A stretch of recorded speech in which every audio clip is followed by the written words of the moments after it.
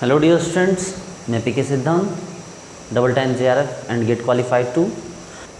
Dear students, अपने हर एक वीडियो की तरह मैं यहाँ भी आपको विद इन 5 सेकेंड में आपको जो भी RS कन्फिग्रेशन निकालना है वो आपको सिखाऊंगा। RS configuration, DL configuration, DL notification, जितना भी बड़ा स्ट्रक्चर हो, चाहे कितना भी बड़ा स्ट्रक्चर हो, लेकिन आप उसके RS कन्फिग्रेशन यूँ चुटकियों में निकाल सकते हैं विद इन 5 to 10 सेकेंड। मेरी हमेशा से ये कोशिश होती है कि पढ़ाऊँ कि हर एक क्वेश्चन को बनाने में आपको 5 to 10 सेकेंड्स लगे। ओके, तो चलिए मेरे साथ पढ़ते हैं अपना स्टीरियो आइसोमेरिज्म का कौन सा पार्ट, तो absolute configuration and relative configuration. ठीक है, बहुत इंपॉर्टेंट पार्ट है रिलेटिव एंड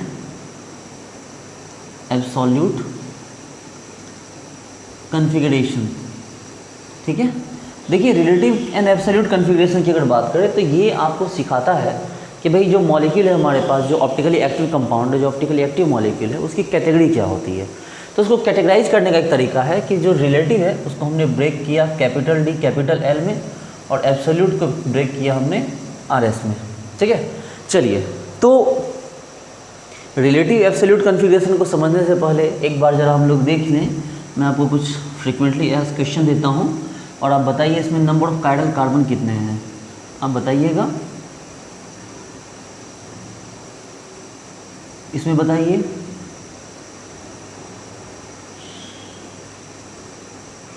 इसमें बताइए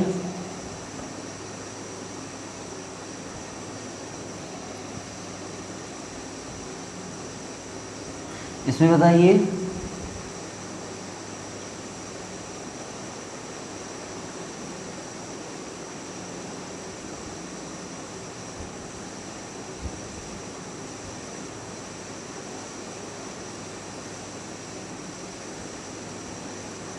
इसमें बताइए। इन सारे कंपाउंड्स में आपको नंबर ऑफ कायरल कार्बन बताने हैं। ओके, देखिए डियर स्टूडेंट्स, चलिए इसमें थोड़ा और लगा देते हैं। देखिए इसकी बात करें तो सबसे पहले इसको समझिए, अगर ये नहीं होता तो क्या होता। ये नहीं होता तो इन 2 कार्बन पे हमारे पास 1 2 3 और 1 हाइड्रोजन, 4 ग्रुप लगे होते हैं। लेकिन अनफॉर्चुनेटली इस साइड वाला ग्रुप और इस साइड वाला ग्रुप क्या होता है, सिमिलर हो गया, और इसलिए ये कायरल कार्बन नहीं है। और सेम यहाँ भी आया, इस साइड का ग्रुप और इस साइड का ग्रुप क्या हो गया, सिमिलर हो गया, इसलिए ये भी कायरल कार्बन नहीं हुआ। ठीक है, लेकिन अगर इसमें क्लोरीन लगा दिया जाए तो क्या होगा, तो अब ये वाला पोर्शन अलग हो गया, ये वाला पोर्शन अलग हो गया, तो ये भी कायरल। इसके लिए ये वाला पोर्शन अलग हो गया, इधर वाला पोर्शन अलग हो गया, ये तो फिर अलग है ही, और एक हाइड्रोजन, ये भी कायरल हो गया। और इस क्लोरीन के लिए ये पोर्शन अलग, इधर का पोर्शन घूम के अलग, ऊपर क्लोरीन और एक हाइड्रोजन, तो ये भी हो गया। तो यानी यहाँ पर कितने कायरल कार्बन हो गए, 3। इसकी बात करते हैं, आप यहाँ से इधर जाओ और इधर जाओ, अलग अलग मिलेंगे, और ये जाएगा तो एक अलग मिलेगा, और एक हाइड्रोजन, तो इसके लिए चारों अलग है। इसके लिए भी देखिए, इधर जाइए और ऊपर जाइए और एक हाइड्रोजन, तो ये भी चारों अलग है, इसलिए यहाँ कायरल कार्बन कितने हो गए, 2। ठीक है, इसकी बात करते हैं। इसमें देखिए ये कायरल नहीं है, इसके लिए चाहे इधर जाओ चाहे इधर जाओ एक ही बात होगी, इसके लिए इधर जाओ चाहे इधर जाओ एक ही बात होगी, लेकिन इसके लिए इधर जाओ अलग इधर जाओ अलग, तो ये कायरल हो गया। इसके लिए इधर जाओ तो अलग इधर जाओ तो अलग, और एक क्लोरीन और एक हाइड्रोजन, तो ये भी कायरल हो गया। तो C स्टार इक्वल टू कितने हो गए, 2 हो गए। ठीक है, इसमें आ जाइए। ये बिल्कुल एक अनवांटेड स्ट्रक्चर है, बिल्कुल आर्बिट्ररी स्ट्रक्चर है, इसलिए यहाँ पर जितने भी हैं सबका कुछ ना कुछ अलग। देखो इधर जाओगे आपको डबल बॉन्ड मिलेगा, इधर कुछ नहीं मिलेगा, इसमें भी जाओगे डबल बॉन्ड, इधर डबल बॉन्ड नहीं मिलेगा। देखो sp2 तो हो नहीं सकता कायरल, फिर ये कायरल है, ये कायरल है, और ये कायरल है, तो इसमें कितने कायरल हो गए, 1 2 3 4 5, और total C star equal to क्या हो गए, 5 हो गए।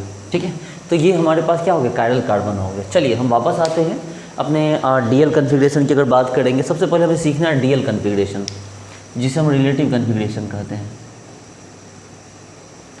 देखिए DL कन्फिग्रेशन 2 ग्रुप डिसाइड करते हैं। जो ज़्यादा फर्स्ट प्रायोरिटी वाला ग्रुप होता है NH2, और सेकेंड प्रायोरिटी वाला ग्रुप होता है alcohol.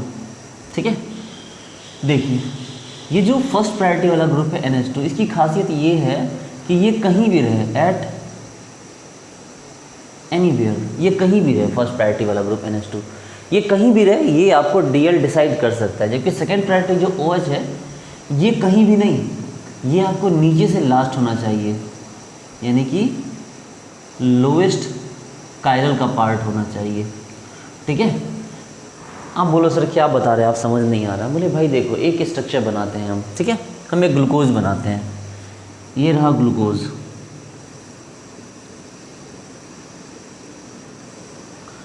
CHO OH H OH OH CH2OH H H OH और ये H, ये हो गया डी ग्लूकोज। मेरी एक बात अच्छे से याद रख लीजिए कि जितने भी कार्बोहाइड्रेट, जितने भी शुगर है, ठीक है, जितने भी शुगर होते हैं वो शुगर आपको ऑलमोस्ट डी फॉर्म में बनते हैं। तो क्या मतलब है, क्यों इसको डी बोला गया? क्योंकि इसके जो लोवेस्ट वाला जो अल्कोहल है वो राइट साइड है। तो अगर अल्कोहल राइट साइड होगा तो वो कहलाएगा डी, और अगर अल्कोहल लेफ्ट साइड होगा तो वो कहलाएगा एल। ठीक है, तो इसमें क्या देख रहे हैं आप कि जो अल्कोहल, जो ग्लूकोज है, इस ग्लूकोज में जो अल्कोहल है वो कहाँ है, वो आपको राइट साइड है। तो क्या हो गया, डी ग्लूकोज। और अगर इसका मिरर इमेज बनाइए आप, हालांकि ऑप्टिकली एक्टिव है क्योंकि आप देख सकते हैं इसमें कायरल कार्बन भी है और आप इसको कहीं से कट नहीं कर सकते, इसका मतलब क्या हो गया, ऑप्टिकली एक्टिव हो गया। मैंने पिछली क्लास में बताया था आपको, नहीं जानते समझ लीजिए कि कोई भी फिशर प्रोजेक्शन है, फिशर प्रोजेक्शन को ऑप्टिकल एक्टिव होने से सिर्फ एक ही चीज़ रोकती है और वो है आपको प्लेन ऑफ सिमेट्री।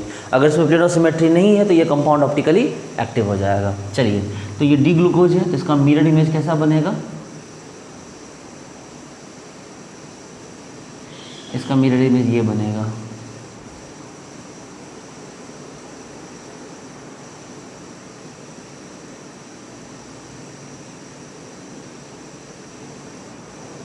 ये अगर वो डी ग्लूकोज है तो ये एल ग्लूकोज है। ठीक है, ये है डी ग्लूकोज और ये है एल ग्लूकोज। ठीक है, ध्यान रखिए, ऐसा नहीं कि सिर्फ ये वाला पलटेगा, पूरा का पूरा मिरर इमेज बनेगा। तो ये डी ग्लूकोज है तो ये क्या हो गया आपको, एल ग्लूकोज है। ठीक है, ओके।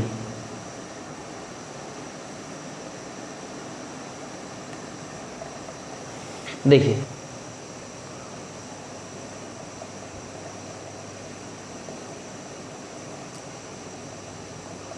ये है, इसका नाम है डी इरिथ्रोज। देख सकते हैं अल्कोहल राइट साइड है और इसी का मिरर इमेज जब बनाएंगे हम तो उसमें अल्कोहल ऑटोमेटिकली लेफ्ट साइड आ जाएगा।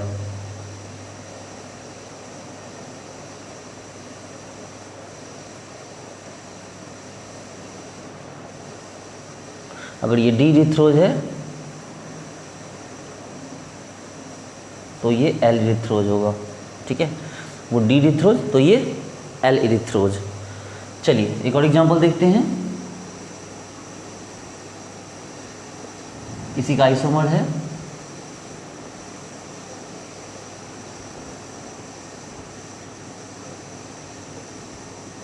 देखिए इसमें अल्कोहल इस साइड है, इसका नाम होता है एल थ्रियोज। थ्रियोज तो खैर इसका नाम है, और एल क्यों कहा गया, ये किसके नीचे वाला अल्कोहल किस साइड है, आपको लेफ्ट साइड मुड़ा हुआ है। तो इसका मिरर इमेज कैसा हो जाएगा, इसका मिरर इमेज यहाँ बना देते हैं, नीचे ऊपर जगह नहीं है।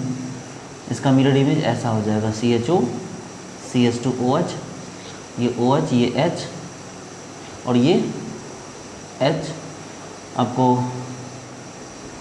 ये इसका OH हो गया, ये H हो गया और ये OH और ये H। देखिए इसका मिरर इमेज ठीक सामने सामने आएगा। वो अगर L थ्रियोज है तो ये क्या हो जाएगा, D थ्रियोज हो जाएगा।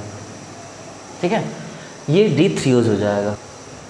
चलिए आगे बढ़ते हैं, नोट कर लेंगे इसको आप।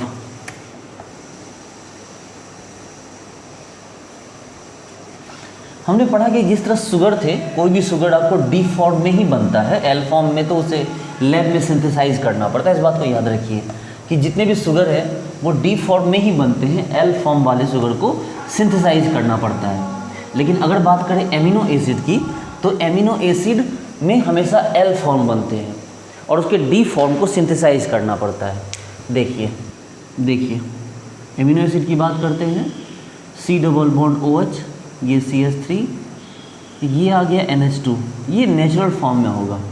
आप देख सकते हैं इसमें जो NH2 है वो क्या है, राइट साइड नहीं बल्कि लेफ्ट साइड है। इसका नाम होता है एल एलानीन। क्या नाम होता है इसका, एल एलानीन। तो आप इसका अगर मिरर इमेज बनाएंगे तो बनेगा C double bond OH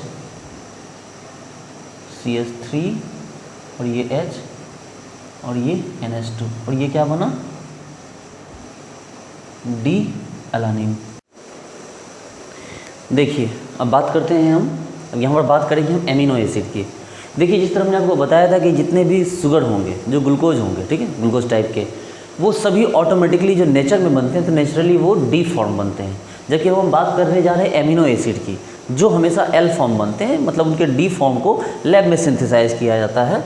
automatically वो अगर नेचुरली मिलेंगे तो हमेशा एल फॉर्म मिलेंगे। देखो ये एल एलानिन, ये क्या हो गया एल सेरीन और ये हो गया एल एस्पार्टिक एसिड। देखो आपको एमीन पता है, एमिनो एसिड क्या होता है, एक ही कार्बन में COH और NH2 दोनों लगे तो उसी को क्या कहते हैं हम लोग, एमिनो एसिड कहते हैं। वो तो है ही तीनों।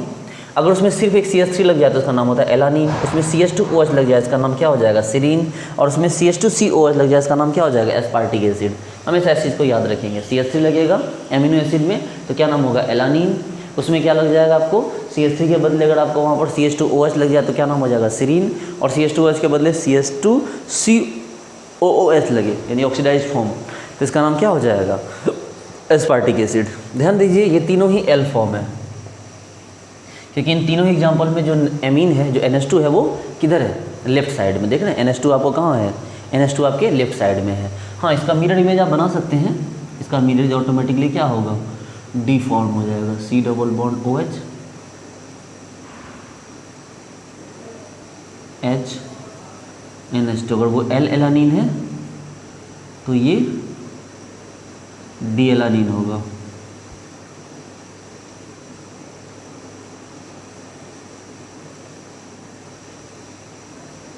ये देखिए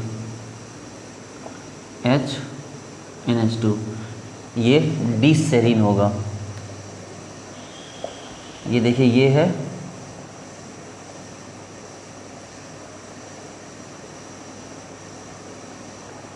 ये देखिए H और ये NH2, ये एल एस्पार्टिक एसिड होगा तो ये डी एस्पार्टिक एसिड हो गया। ठीक है, तो कहने का मतलब ये है डियर स्टूडेंट्स कि आप इस तरह से इसको ड्रॉ कर सकते हैं। जहाँ तक DL की बात है तो आपने देखा यहाँ पर कि कुछ ऐसे एग्जाम्पल है जिसमें सिर्फ अल्कोहल है तो अल्कोहल सिर्फ लास्ट वाला लिया गया। एमीन है तो कहीं से भी एमीन में काम चल गया। देखिए इस चीज़ को और अच्छे से क्लैरिफाई करते हैं। COOH CH2OH NH2 OH H OH H H। इस एग्जाम्पल को देखिए, इसमें नीचे वाला अल्कोहल जो राइट लेफ्ट साइड में है उसके हिसाब से तो ये एल फॉर्म होना चाहिए, लेकिन चूंकि NH2 की प्रायोरिटी ज़्यादा है और NH2 कहीं भी रहे वो DL को डिसाइड कर सकता है। तो NH2 कहीं भी रहे, ध्यान रखिए मेरी बात को, NH2 कहीं भी रहे या DL डिसाइड कर सकता है। तो NH2 हमने देखा फर्स्ट पोजीशन पे है, लेकिन चूंकि राइट साइड में है इसलिए ये क्या हो गया, इसका ये डी फॉर्म हो गया।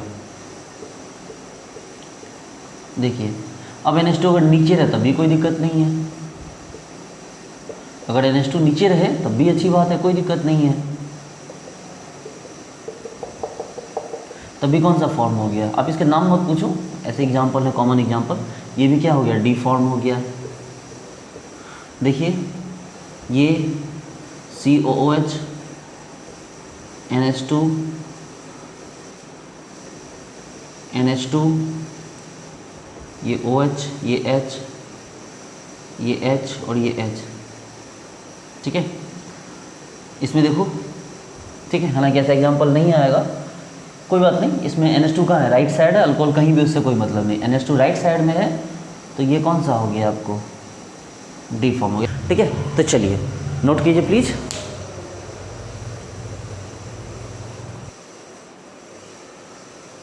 डियर स्टूडेंट्स, ये हमारा राइबोज है, डी राइबोज। हम क्या करते हैं, इसके ऊपर वाले पोर्शन से हम H+ देके इसको क्या H+ ऐड करके OH- हटा लेते हैं तो ये बनता है। ये एक इम्पॉर्टेंट पॉइंट है, आपको जानना ज़रूरी था इसलिए मैं यहाँ बता रहा हूँ आपको।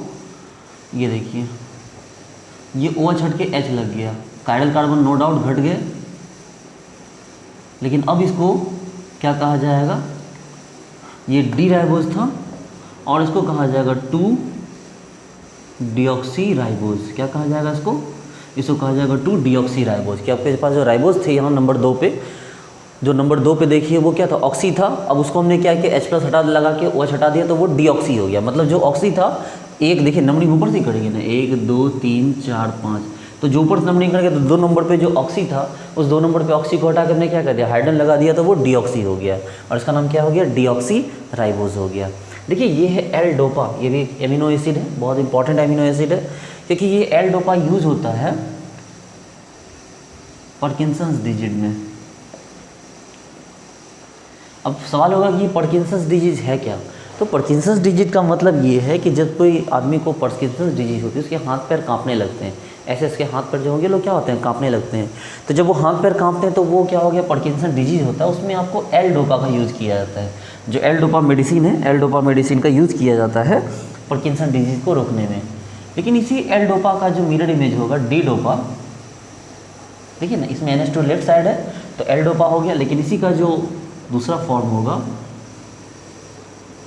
उसका कोई भी मेडिसिनल यूज़ नहीं है। देखिए ऐसा नहीं कि वो ऑप्टिकली एक्टिव नहीं होता, लेकिन उसका कोई मेडिसिनल यूज़ नहीं होता। ये देखिए, ये एल डोपा है तो ये डी डोपा है, हमारे लिए ये मेडिसिनल यूज में आता है, इसका कोई मतलब नहीं होता है।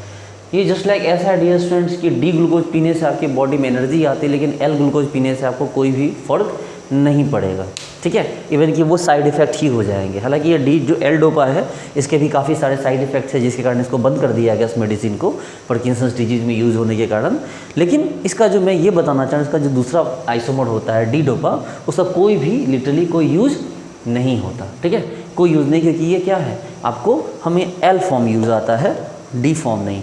उसके पीछे एक रीज़न ये भी है कि जो एल फॉर्म होता है वो नेचुरल होता है, एल एमिनो एसिड हमेशा नेचुरल होगा, जबकि डी एमिनो एसिड कभी नेचुरल नहीं होगा, उसे लैब में सिंथेसाइज किया जाता है। जिस तरह से डी ग्लूकोज या डी के जो आपको शुगर पार्टिकल होते हैं वो हमेशा लैब में सिंथेसाइज नहीं होते, वो हमेशा नेचुरली मिलते हैं। लेकिन जो एल वाले ग्लूकोज होते हैं वो हमेशा क्या होते हैं, लैब में सिंथेसाइज होते हैं, ठीक है। इसलिए अगर शुगर बोला जाए तो डी पार्ट नेचुरली मिलेगा, एमिनो एसिड बोला जाए तो एल पार्ट नेचुरली मिलेगा, ठीक है, नोट कीजिए इसको।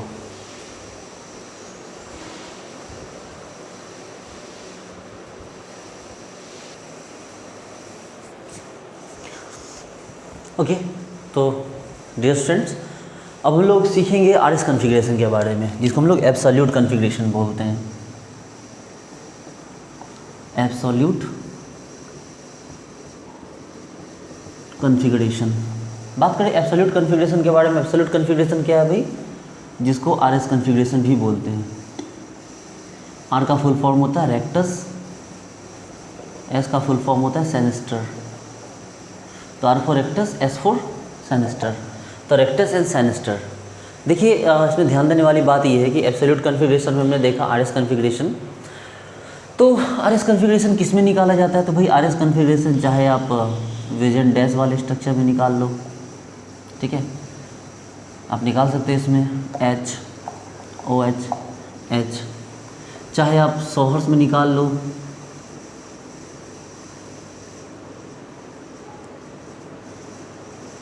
चाहे सोहर्स में निकाल लो, ठीक है, चाहे आप न्यूमैन में निकाल लो, और चाहे आप फिशर में निकाल लो।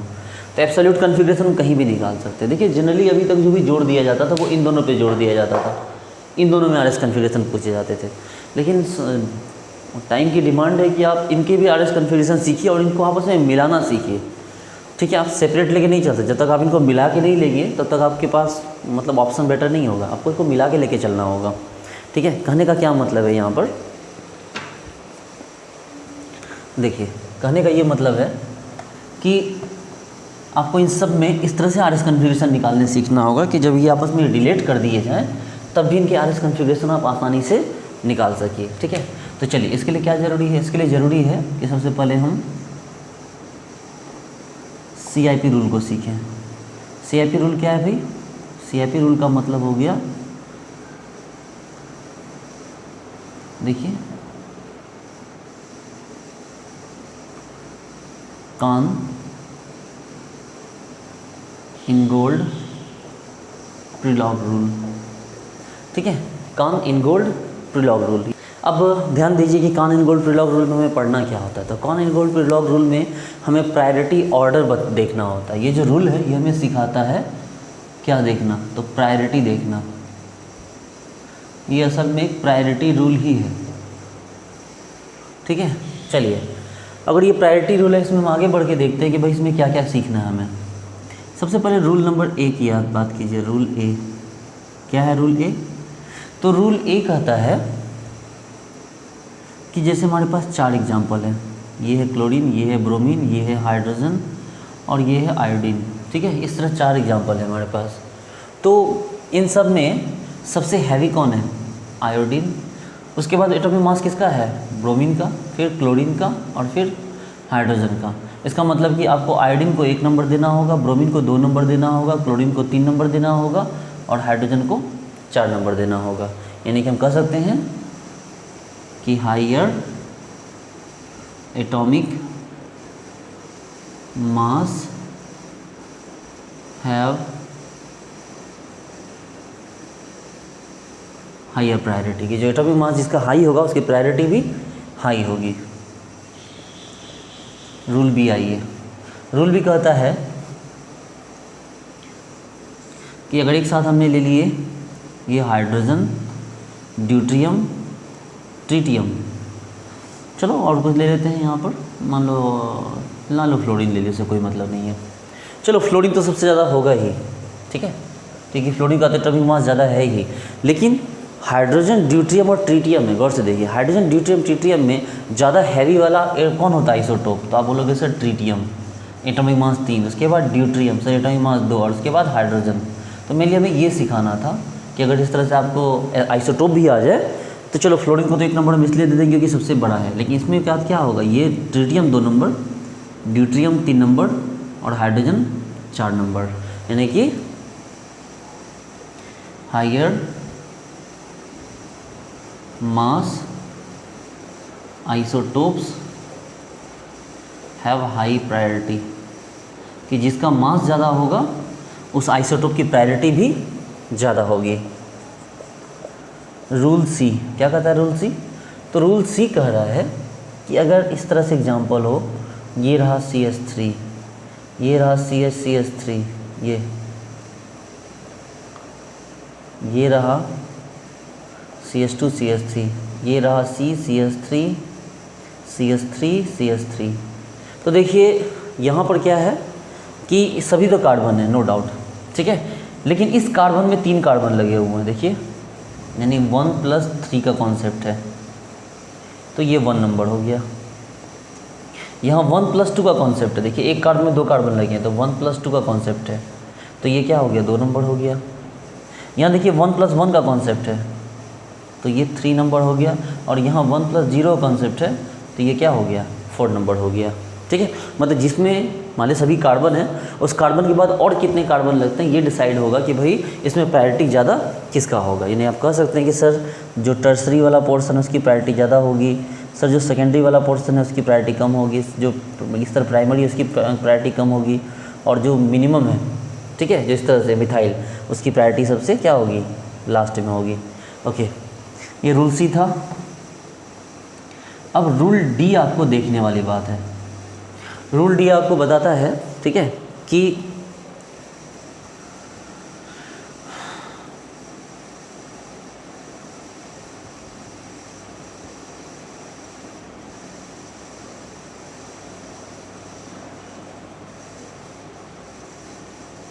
देखिए इस एग्जांपल को देखिए, आप बोलोगे सर इसमें इस कार्बन से डायरेक्टली नाइट्रोजन अटैच है और इस कार्बन से डायरेक्टली क्या हो गया? ऑक्सीजन अटैच है। तो ऑक्सीजन नाइट्रोजन में ज़्यादा मास किसका होता है? तो आप बोलोगे सर ऑक्सीजन का। हमने ठीक, वेरी गुड।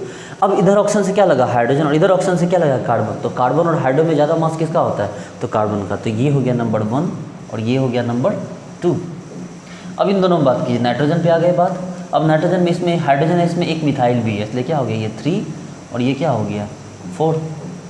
इसका मतलब कि अगर ग्रुप सिमिलर दिख जाए तो उसके आगे बढ़ के आप क्या ढूंढिए? नेक्स्ट एटम को ढूंढिए। यानी कि in case of similar atoms आपको क्या करना है? प्रोसीड फर्दर, आप आगे बढ़िए, आगे बढ़ के दूसरे एटम्स को भी देखिए। तो आपने देखा कि भाई OCH3 1 नंबर, ये वाला फिर 2 नंबर, इन दोनों में ये 3 नंबर और ये क्या हो गया आपको 4 नंबर। तो इस तरह से क्या कर सकते हैं आप, इसको डिसाइड कर सकते हैं। चलिए इसको मिटा रहे हैं। हमने रूल डी तक देखा।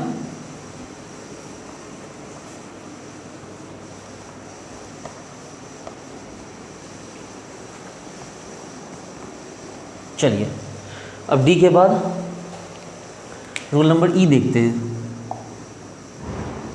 देखिए ई कहता क्या है कि मान लीजिए आपका डबल बॉन्ड है इस तरह से, ठीक है। मान लीजिए कि आपके पास एक डबल बॉन्ड है, ठीक है। तो डबल बॉन्ड को आप ऐसे मत देखिए, डबल बॉन्ड को आप ये देखिए कि इसके सिग्मा बॉन्ड को छोड़ दीजिए और पाई बॉन्ड को तोड़ दीजिए। अब इस पाई बॉन्ड से ये लगा हुआ, इस कार्बन से ये लगा, इसको दे दीजिए, और इसे ये लगा, इसको भी दे दीजिए। ये देखिए, आगे कुछ मत कीजिए, यहाँ वैलेंसी की बात नहीं चल रही है, आपको मानने की बात है।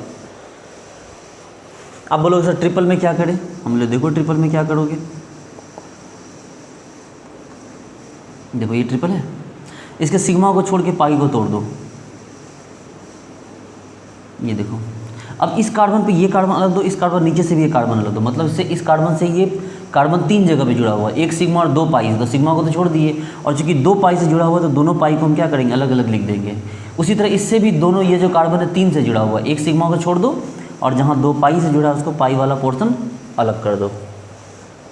ये देखो, ये C डबल बॉन्ड OH है, इसमें क्या करो, पाई को तोड़ दो और तोड़ के ये देखो कि भाई ऑक्सीजन से कार्बन जुड़ा हुआ है, जोड़ दो, और फिर कार्बन से पाई बॉन्ड से ऑक्सीजन जुड़ा हुआ तो उसको भी जोड़ दो, और ये हाइड्रोजन एज इट इज छोड़ दो यहाँ पर। समझे मैंने क्या बोला, इस बॉन्ड को तोड़ो, इस बॉन्ड से एक कार्बन दे दो, कार्बन जुड़ा था कार्बन लगा, इस कार्बन से एक पाई बॉन्ड से ऑक्सीजन जुड़ा हुआ तो वो भी दे दो। देखिए तो यही किया ना यहाँ पर, गौर से देखिएगा तो पता चलेगा आपको। देखिए जैसे ये हमारे पास है C डबल बॉन्ड OH, तो C डबल बॉन्ड OH में ये तो सिग्मा है, इसको तो नहीं तोड़ सकते, लेकिन पाई को तो तोड़ सकते हैं। तो क्या हो जाएगा, C, इस ऑक्सीजन को तोड़ो, ऑक्सीजन पे क्या लगा हुआ, कार्बन, एक OH तो पहले से था, कार्बन से ऑक्सीजन जुड़ा था वो भी दे दो। तो इस तरह से देखो, ये CIP रूल का मेन पार्ट है, मेजर पार्ट है, जिसको हम लोग ई में देख रहे हैं, ठीक है। इसका मतलब ये है कि अगर आपके पास C डबल बॉन्ड OH है तो इसकी priority C double bond OH से ज़्यादा हो जाएगी, और इसकी प्रायोरिटी CH2OH से ज़्यादा हो जाएगी। देखिए C डबल बॉन्ड OH यहाँ पर, अब आप डायरेक्ट सोचिए 3 ऑप्शन है इसमें, 1 2 3, देखिए ना 1 2 3, अब 3 सोचिए, अब डबल बॉन्ड को 2 मान लो। देखो डबल बॉन्ड तो 2 में टूटा है, तो अगर टोटल 3 बॉन्ड है तो तीनों मान लो, तीनों ऑप्शन। इसमें 2 है तो इसको 2 मानो, देखो है ना, अल्डिहाइड इसमें 2 ऑप्शन लगे हुए हैं, और इसमें 1 ऑप्शन है तो इसको सिंगल मानो। तो ये इसकी प्रायोरिटी का ऑर्डर हो गया। और आगे देखते हैं,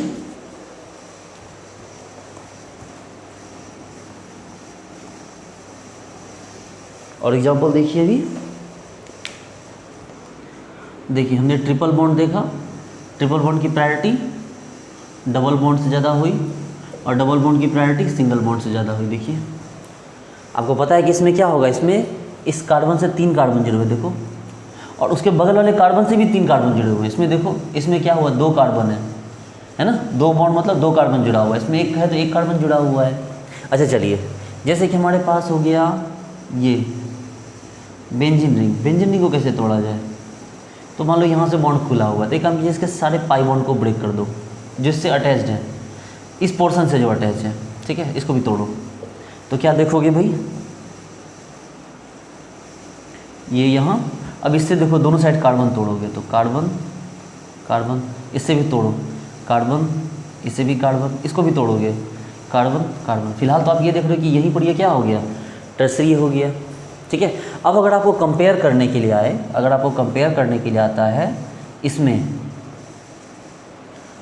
और इस बेंजीन में, इस दोनों में कंपेयर करने आता है, तो कैसे करोगे भाई, इसको ब्रेक कर दो, सिंगल, इस देखो कार्बन से 2 पाई है तो 2, इस कार्बन से भी 2 पाई है तो ऊपर नीचे मिला के 2, ठीक है, इतना टूटा। इसको आ जाओ, इसको तोड़ो, देखो ना, इसको यहीं तोड़ते हैं हम लोग डायरेक्टली, आपको पता है पाई बॉन्ड तोड़ेंगे तो टूट जाएगा, कार्बन कार्बन, फिर यहाँ कार्बन तो एक और कार्बन।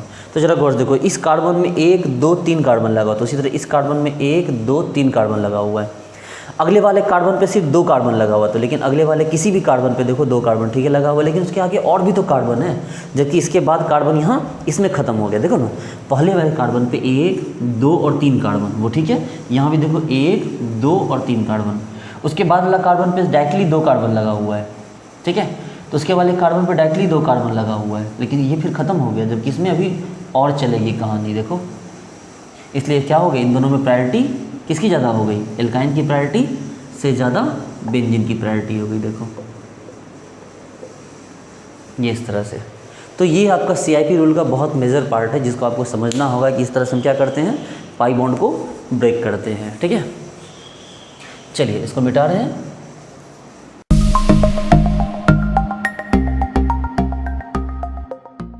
आगे बढ़ते हैं। ये देखो रूल नंबर F देख लीजिए। रूल नंबर F कहता है कि इन केस, अभी तुम लोग RS कॉन्फ़िगरेशन पढ़े ही नहीं हैं, R की प्रायोरिटी S से ज़्यादा होती है, ध्यान रखिएगा। RR की प्रायोरिटी, ये देखिए पहले RR की प्रायोरिटी SS से ज़्यादा होती है, SS की प्रायोरिटी RS से ज़्यादा होती है, RS या SR से ज़्यादा होती है। इसका मतलब क्या निकला आपको कि RR greater than SS greater than RS। और सिंगल की बात करें थे, तो सिंगल में क्या सीखा हमने कि R की प्रायोरिटी S से ज़्यादा होती है। ये नंबर क्या हो गया, रूल नंबर F हो गया। रूल नंबर G में आइए। रूल नंबर G कहता है कि एटम की प्रायोरिटी हमेशा चार्ज से ज़्यादा होती है, चार्ज या लोन पेयर से क्या होती है, ज़्यादा होती है एटम की प्रायोरिटी। अब बोलोगे सर इसका एग्जांपल देखना है आपको, एग्जांपल देख लो। C double bond O minus, C double bond OH, NH2 NH3 plus. देखो ऑब्वियस सी बात है, कार्बन से बड़ा नाइट्रोजन है। देखो पहले कार्बन के बाद नहीं, पहले कार्बन के बदले नाइट्रोजन देखा जाएगा, क्योंकि नाइट्रोजन का एटॉमिक नंबर क्या होता है, एटॉमिक वेट 14 होता है, कार्बन 12 होता है, तो नाइट्रोजन पहले देखा जाएगा। अब देखो इस नाइट्रोजन में देखो 3 हाइड्रोजन लगा, इस नाइट्रोजन में 2 हाइड्रोजन लगा है। चार्ज को मत देखो, इसमें 3 हाइड्रोजन है, इसलिए ये नंबर हो गया 1। इसमें 2 हाइड्रोजन है ओनली, तो ये नंबर हो गया 2। इन दोनों में देखो CO माइनस, माइनस का नहीं देखना, यहाँ देखो एक एक्स्ट्रा हाइड्रोजन भी है, इसलिए ये हो गया 3 और ये हो गया क्या 4। यानी कह सकते हैं कि भाई NH3 प्लस जो है इसकी प्रायोरिटी NH2 से ज़्यादा हो गई। वहीं C डबल बॉन्ड OH जो है उसकी priority C double bond O minus से ज़्यादा हो गई, और इन सब की प्रायोरिटी इससे ज़्यादा हो गई। देखो ये भी आपका एक रूल है, इसको भी आपको अच्छी तरह से क्या करना होगा, ध्यान रखना होगा। ठीक है, तो इस तरह से हम लोगों ने क्या देखा, सारे एब्सोल्यूट कॉन्फ़िगरेशन निकालने का हमने सारे रूल्स देख लिए। ठीक है, चलिए इसको ज़रा नोट कर लीजिए, एक बार अच्छे से देखिए। Z की प्रायोरिटी हमेशा E से ज़्यादा होती है, ये रूल H में डाल दीजिए इसको, और इन सारे रूल्स को अच्छी तरह से याद रखिए। ठीक है, ये सारे रूल आपको काम आ जाएंगे। अब हमें RS कॉन्फ़िगरेशन शुरू करना है।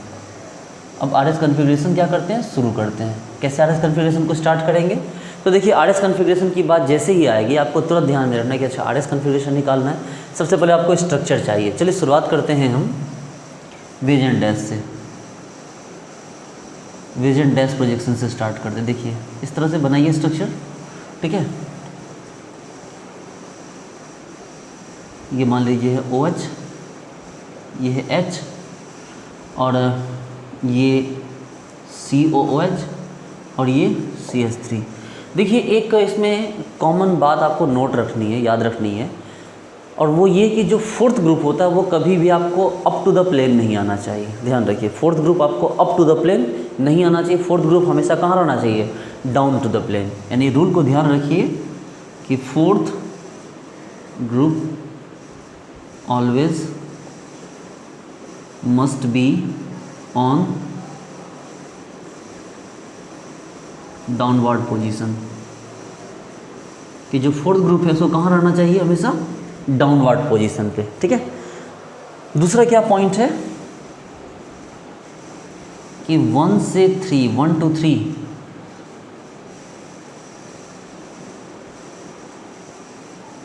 क्लॉकवाइज रोटेशन, कि 1 से 3 क्लॉकवाइज जाएंगे तो ये कॉन्फ़िगरेशन देगा आपको R, जबकि 1 to 3 एंटी क्लॉकवाइज रोटेशन जो होगा वो आपको क्या देगा, S देगा। और एक लास्ट पॉइंट ये है कि अगर if fourth group is on up to the plane, कि अगर फोर्थ ग्रुप जो हो गया अगर वो अप टू द प्लेन आ जाए, प्लेन के ऊपर आ जाए, देन रिवर्स आर एस, यानी कि आर बदल के एस में चला जाएगा और एस बदल के आर में चला जाएगा। इन चारों पॉइंट्स को अच्छे से देख लीजिए। क्या बोला मैंने कि fourth group always be on downward position, कि जो फोर्थ ग्रुप होगा वो हमेशा कहाँ होना चाहिए, डाउनवर्ड, यानी कि पीछे पोजीशन पे होना चाहिए। 1 2 3 क्लॉकवाइज रोटेशन गिव्स आर, यानी कि 1 से 3 अगर क्लॉकवाइज जाएंगे तो ये क्या हो जाएगा, आर हो जाएगा। 1 2 3 अगर एंटी क्लॉकवाइज जाएंगे तो ये क्या हो जाएगा, एस हो जाएगा। और दूसरा लास्ट पॉइंट कर रहा है कि fourth group is on up to the plane then reverse the R S, कि आपको अगर ये हो जाए कि वो फोर्थ ग्रुप हो वो ऊपर आ जाए प्लेन के, तो आप क्या करोगे, आर एस को रिवर्स कर दोगे। चलिए समझते हैं इस बात को, क्या मतलब है इन बातों का।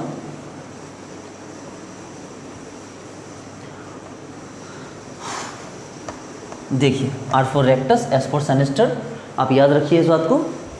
देखिए जैसे कि हम बात करते हैं एक एग्जांपल की, जो हमने एग्जांपल लिया उसी को लीजिए, COOH CH3OH और ये H। सबसे पहले तो इसमें प्रायोरिटी सेट कीजिए, ठीक है, set the priority, set priority. सबसे पहला काम तो आपको ये करना है, प्रायोरिटी सेट करना है। आप बोलोगे सर देखिए सर इस कार्बन से डायरेक्टली ऑक्सीजन लगा, बाकी सब कार्बन हाइड्रोजन है, तो ये हो गया 1 नंबर। बोले वेरी गुड सर, ये कार्बन है ये भी कार्बन, लेकिन इस कार्बन में 3 ऑक्सीजन लगा हुआ है। बिल्कुल 3 ऑक्सीजन लगा हुआ है, आप देख सकते हैं कितने ऑक्सीजन है, अभी पढ़ा है ना, 3 ऑक्सीजन, और यहाँ पर सिर्फ हाइड्रोजन है, तो ये हो गया 2 नंबर और ये हो गया क्या आपको 3 नंबर। और अब बेचारा हाइड्रोजन जो बचा वो क्या बचा, फोर्थ पोजीशन। चलिए पहला काम प्रायोरिटी सेट कर लिया। दूसरा लिखा fourth group always must be on downward position, fourth group हमेशा पीछे की तरफ होना चाहिए। चलिए ठीक है, अच्छी बात है, करना क्या है। अब बोल रहा है 1 2 3 क्लॉकवाइज रोटेशन, 1 2 3, 1 से 3, ठीक है। आप ये भी याद रखिए कि 1 2 3 वाया 2, 2 से होके जाना है, 1 से 3 वाया 2, ये हमेशा याद रखिए कि 2 से होके जाना है। तो 1 से 3 पे जाना 2 होते हुए, देखो क्या हो रहा है, तो आपको देखो सर ये तो क्लॉकवाइज रोटेशन हो रहा है, तो क्लॉकवाइज रोटेशन हुआ तो क्या हो गया ये आर, तो ये कौन सा कन्फिग्रेशन हो गया आपको, आर हो गया। चलिए एक और एग्जांपल उठाते हैं, COOH C2H5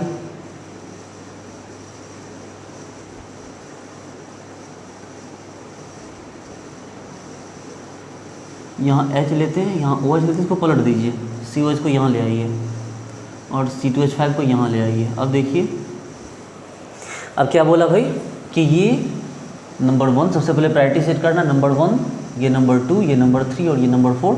चलो ठीक है। Fourth group always must be on downward position, की फोर्थ ग्रुप आपको डाउनवर्ड पोजीशन पर होना चाहिए। अब बोल रहे हैं 1 से 3 वाया 2 रोटेशन कीजिए, 1 से 3 लेकिन 2 होते हुए, मतलब ऐसे देखिए, तो ये एंटी क्लॉकवाइज है, इसका मतलब ये क्या हो गया, एस हो गया। आपको मैं एक बात सिखाता हूँ, ठीक है, आप हमेशा ध्यान रखो, ध्यान से देखना, ये लाते हो ऐसे, यही ना क्लॉकवाइज है, देखो ऐसे कर दो तो क्या दिख रहा है, आर दिखा, बोलो दिखा, देखो ना क्लॉकवाइज, जब भी ऐसे घूमेगा तो आर, और ये कौन है, एंटी क्लॉकवाइज है ना, घुमाओ इसको, देखो एंटी, ध्यान से देखना, ये देखो एंटी क्लॉकवाइज मतलब क्या हो गया, एस हो गया। तो इस तरह जो क्लॉकवाइज था उसको हमने आर बना दिया, जो एंटी क्लॉकवाइज है उसने क्या बना दिया, एस बना दिया। चलिए COOH C2H5 HOH, जरा सा गौर से देखिए। आप बोलोगे सर इसमें नंबर पहले सेट कीजिए प्रायोरिटी, तो ये 1 रहा, ये 2 रहा, ये 3 रहा और ये 4 रहा। आपको 1 से 3 जाना वाया 2, तो 1 2 3 वाया 2, देखो तो 1 2 3 वाया 2, ये तो आर दिख रहा है, लेकिन जरा इस पॉइंट को पढ़िए, fourth group always must be on downward position, if fourth group is on up to the plane then reverse R S, कि अगर चौथा ग्रुप आपको प्लेन के ऊपर आ जाए तो आपको क्या करना पड़ेगा, आर एस को रिवर्स करना पड़ेगा। देखो 1 से 3 पे गए थे तो क्लॉकवाइज था तो आर दिखा, देखो ना क्लॉकवाइज है ना, तो आर दिखा, लेकिन चूंकि हाइड्रोजन आपको चौथा पोजीशन जो है वो ऊपर है, तो हमें उस आर को पलट के क्या कर देना होगा, एस कर देना होगा। देखिए COOH CH3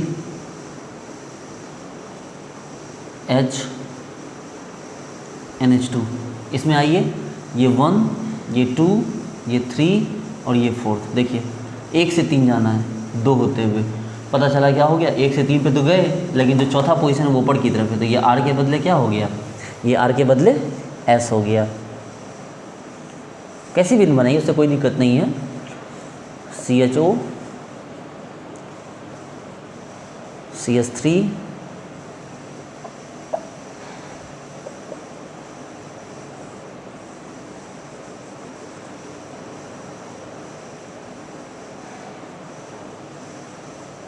ये देखो, ये रहा 1, ये रहा 2, ये रहा 3 और ये रहा 4, तो 1 से 3 पे जाना है, 1 से 3 आर गए। और देखो CH3 चौथा है ना, देखो CHO पहला, NH2 पहला, CHO दूसरा, C2H5 तीसरा और CH3 बेचारा क्या हो गया चौथा। तो 1 से 3 पे गए, 4 को छोड़ के, 4 हमेशा नीचे रहा, तो नीचे हुआ तो क्या बना हमारा R बन गया। ठीक है, तो इस तरह से हम क्या कर सकते हैं, आप यहाँ पर RS कन्फिग्रेशन हम निकाल लेते हैं। देखिए आपके कहने का ये मतलब है कि स्ट्रक्चर आपका ऐसा होना चाहिए,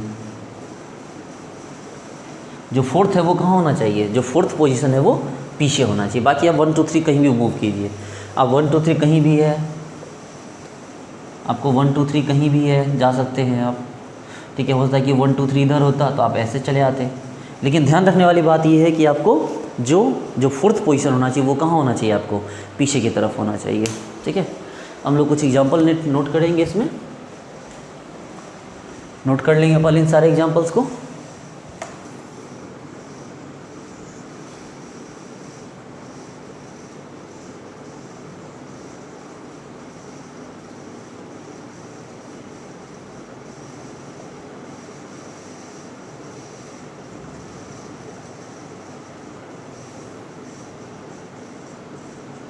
चलिए देखिए, इसमें आइए, इसमें देखना है, इस पोजीशन को देखिए पहले।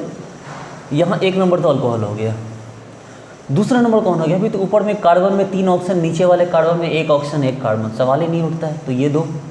अच्छा नीचे वाला हाइड्रोजन तो बड़ा होगा ना, तो 3 और ये 4। तो चलिए 1 से 3 पे आना है, 1 से 3 R, और हाइड्रोजन पीछे रहा, तो क्या हो गया ये भाई साहब, ये वाला पोर्शन क्या हो गया, R हो गया।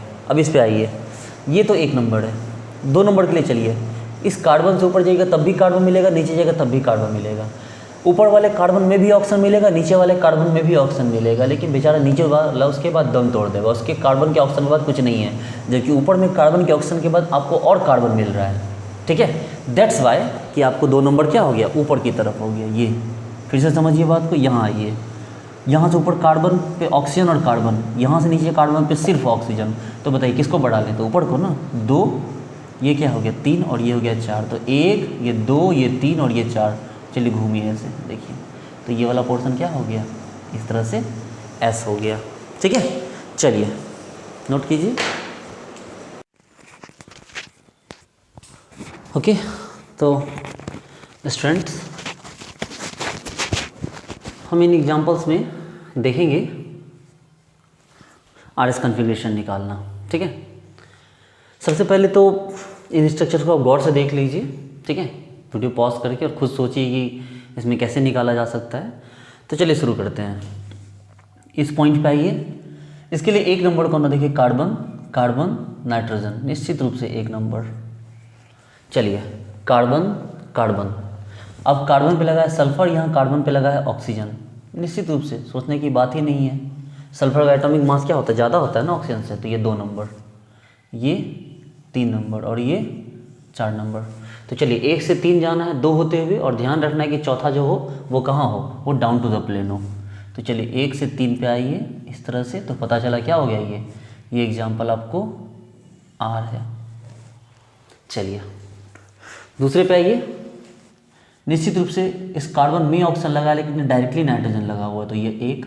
अच्छा चलिए कार्बन में 1 ऑक्सीजन, यहाँ कार्बन में 3 ऑक्सीजन, तो निश्चित रूप से 2, ये हो गया 3 और ये हो गया कौन आपका 4।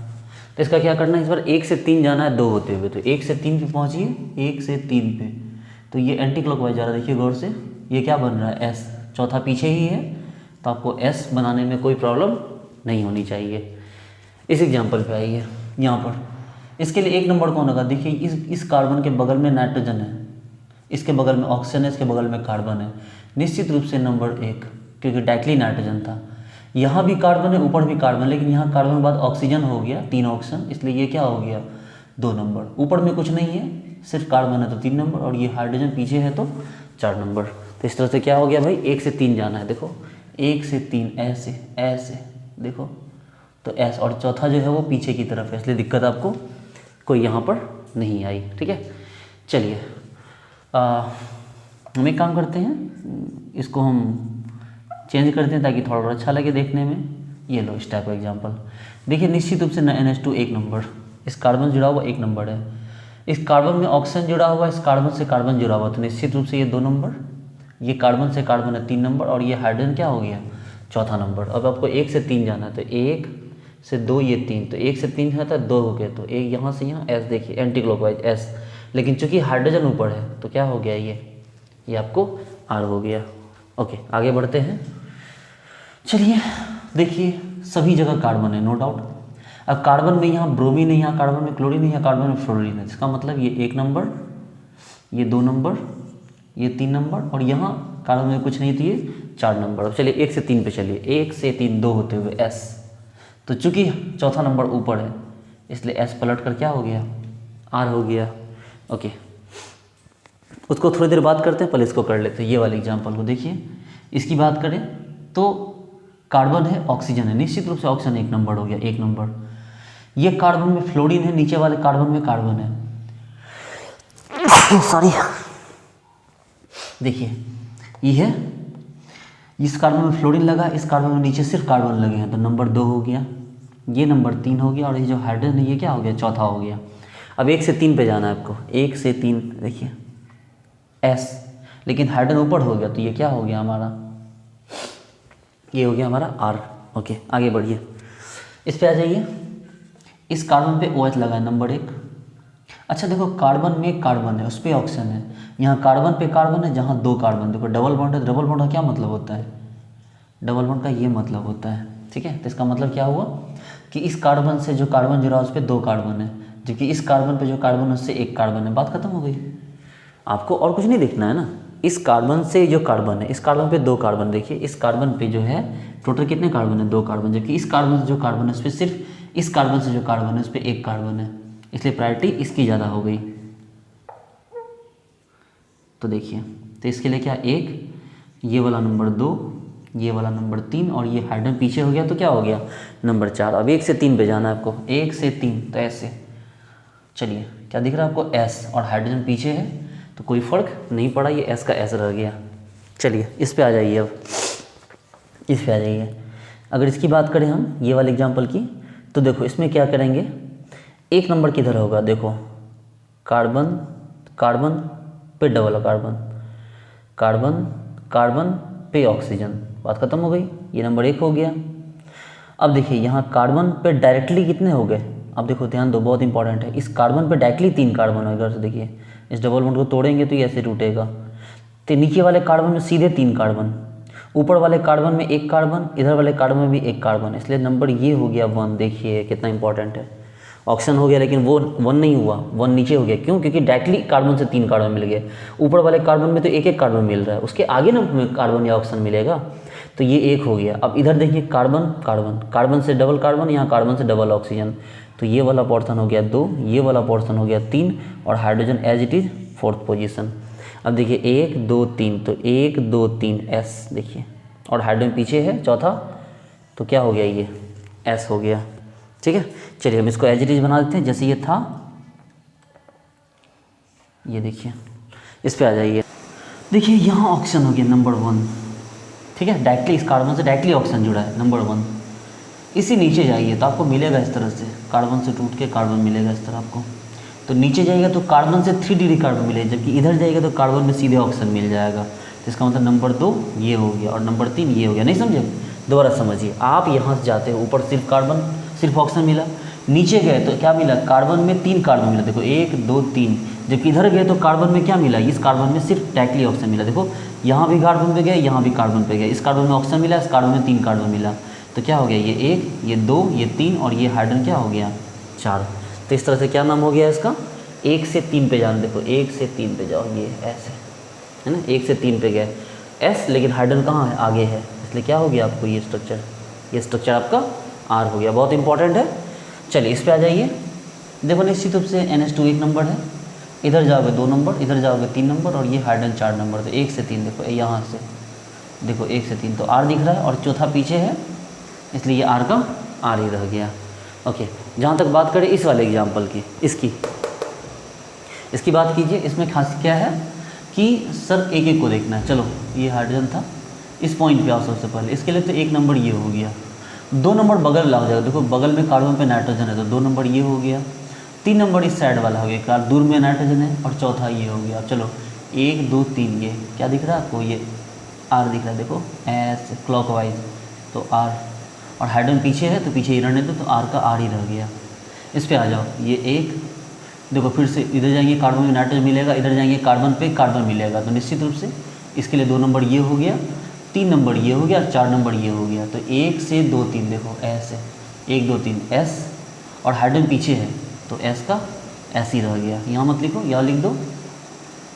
इस पे आ जाओ, निश्चित रूप से 1 नंबर ये, ठीक है, बगल में कार्बन पे नाइट्रोजन है तो 2 नंबर ये, बगल में दूर में नाइट्रोजन है 3, और एक हाइड्रोजन 4, तो 1 2 3 देखो 1 से 2 2 से 3, ये R दिख रहा है। लेकिन प्रॉब्लम क्या है कि हाइड्रोजन आगे की तरफ है, तो ये R दिखा, 1 से 3 देखो R दिखा, लेकिन हाइड्रोजन आगे है तो कहाँ बन गया हमारा, ये बन गया S।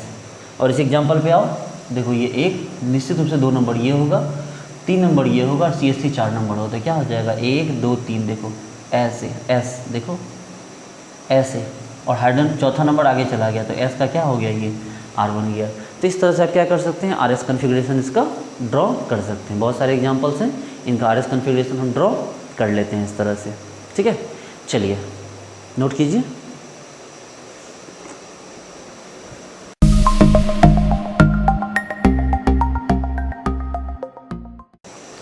अब हम बात करते हैं डबल एक्सचेंज मेथड की। अब हम क्या बात करेंगे, डबल एक्सचेंज मेथड। क्या है डबल एक्सचेंज मेथड?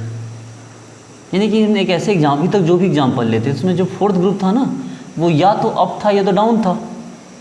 डाउन होता था तो ठीक था, अप होता था तो उसको डाउन, और डाउन में उल्टा कर देते थे, RS कन्फिग्रेशन को, यही करते थे ना। मेरे कहने का मतलब ये, ध्यान से सुनिए। तो अभी तक हमने जो एग्जाम्पल पढ़ा उसमें क्या पढ़ा कि ऐसे एग्जाम्पल्स थे जिसमें कि जो फोर्थ ग्रुप है वो या तो डाउन पे है या तो अप पे है।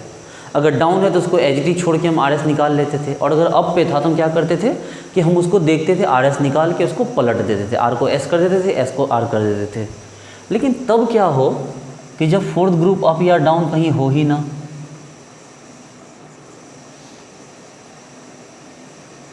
तब क्या हो, देखिए क्या किया जाए। यहाँ जो है या तो फोर्थ ग्रुप तो ये यहाँ है, प्लेन पे है, आप कुछ भी करके RS का नहीं निकाल सकते, क्योंकि RS के लिए ध्यान देने वाली बात ये है कि RS का रूल ही है कि जो फोर्थ ग्रुप है वो कहाँ होना चाहिए, वो आपको बॉटम पोजीशन पे होना चाहिए, पीछे पोजीशन पे होना चाहिए, आगे की तरफ नहीं होना चाहिए। लेकिन यहाँ तो गड़बड़ हो रही है। गड़बड़ क्या हो रही है यहाँ पर कि जो फोर्थ ग्रुप है वो तो नीचे, देखिए ना, आप नंबर कर सकते हैं 1, ये 2, ये 3, ये 4, आपको नंबर करना तो आ ही गया होगा, ठीक है। तो ये देख रहे हैं कि ये जो आपको, सॉरी, ये 3 और ये 4 है ना, 1 2 3 और ये 4। तो इस जगह पे जो हो गया, आप क्या कर सकते हैं, इसको आप फोर्थ पोजीशन, आप चाह के भी RS कन्फिग्रेशन नहीं निकाल सकते। ऐसे सिचुएशन में क्या करते हैं, हम डबल एक्सचेंज मेथड यूज़ करते हैं। यानी कि हम इनको इसके ऊपर वाले से क्या करते हैं, एक्सचेंज कर देते हैं। क्या करते हैं हम, डबल एक्सचेंज मेथड, हम डबल एक्सचेंज मेथड यूज़ करते हैं। क्या करते हैं डबल एक्सचेंज मेथड में, हम जो ऊपर है उसको यहाँ ले आए CH3, इस OH को यहाँ ले आए, और ये जो H था उसको यहाँ लेके आ गए,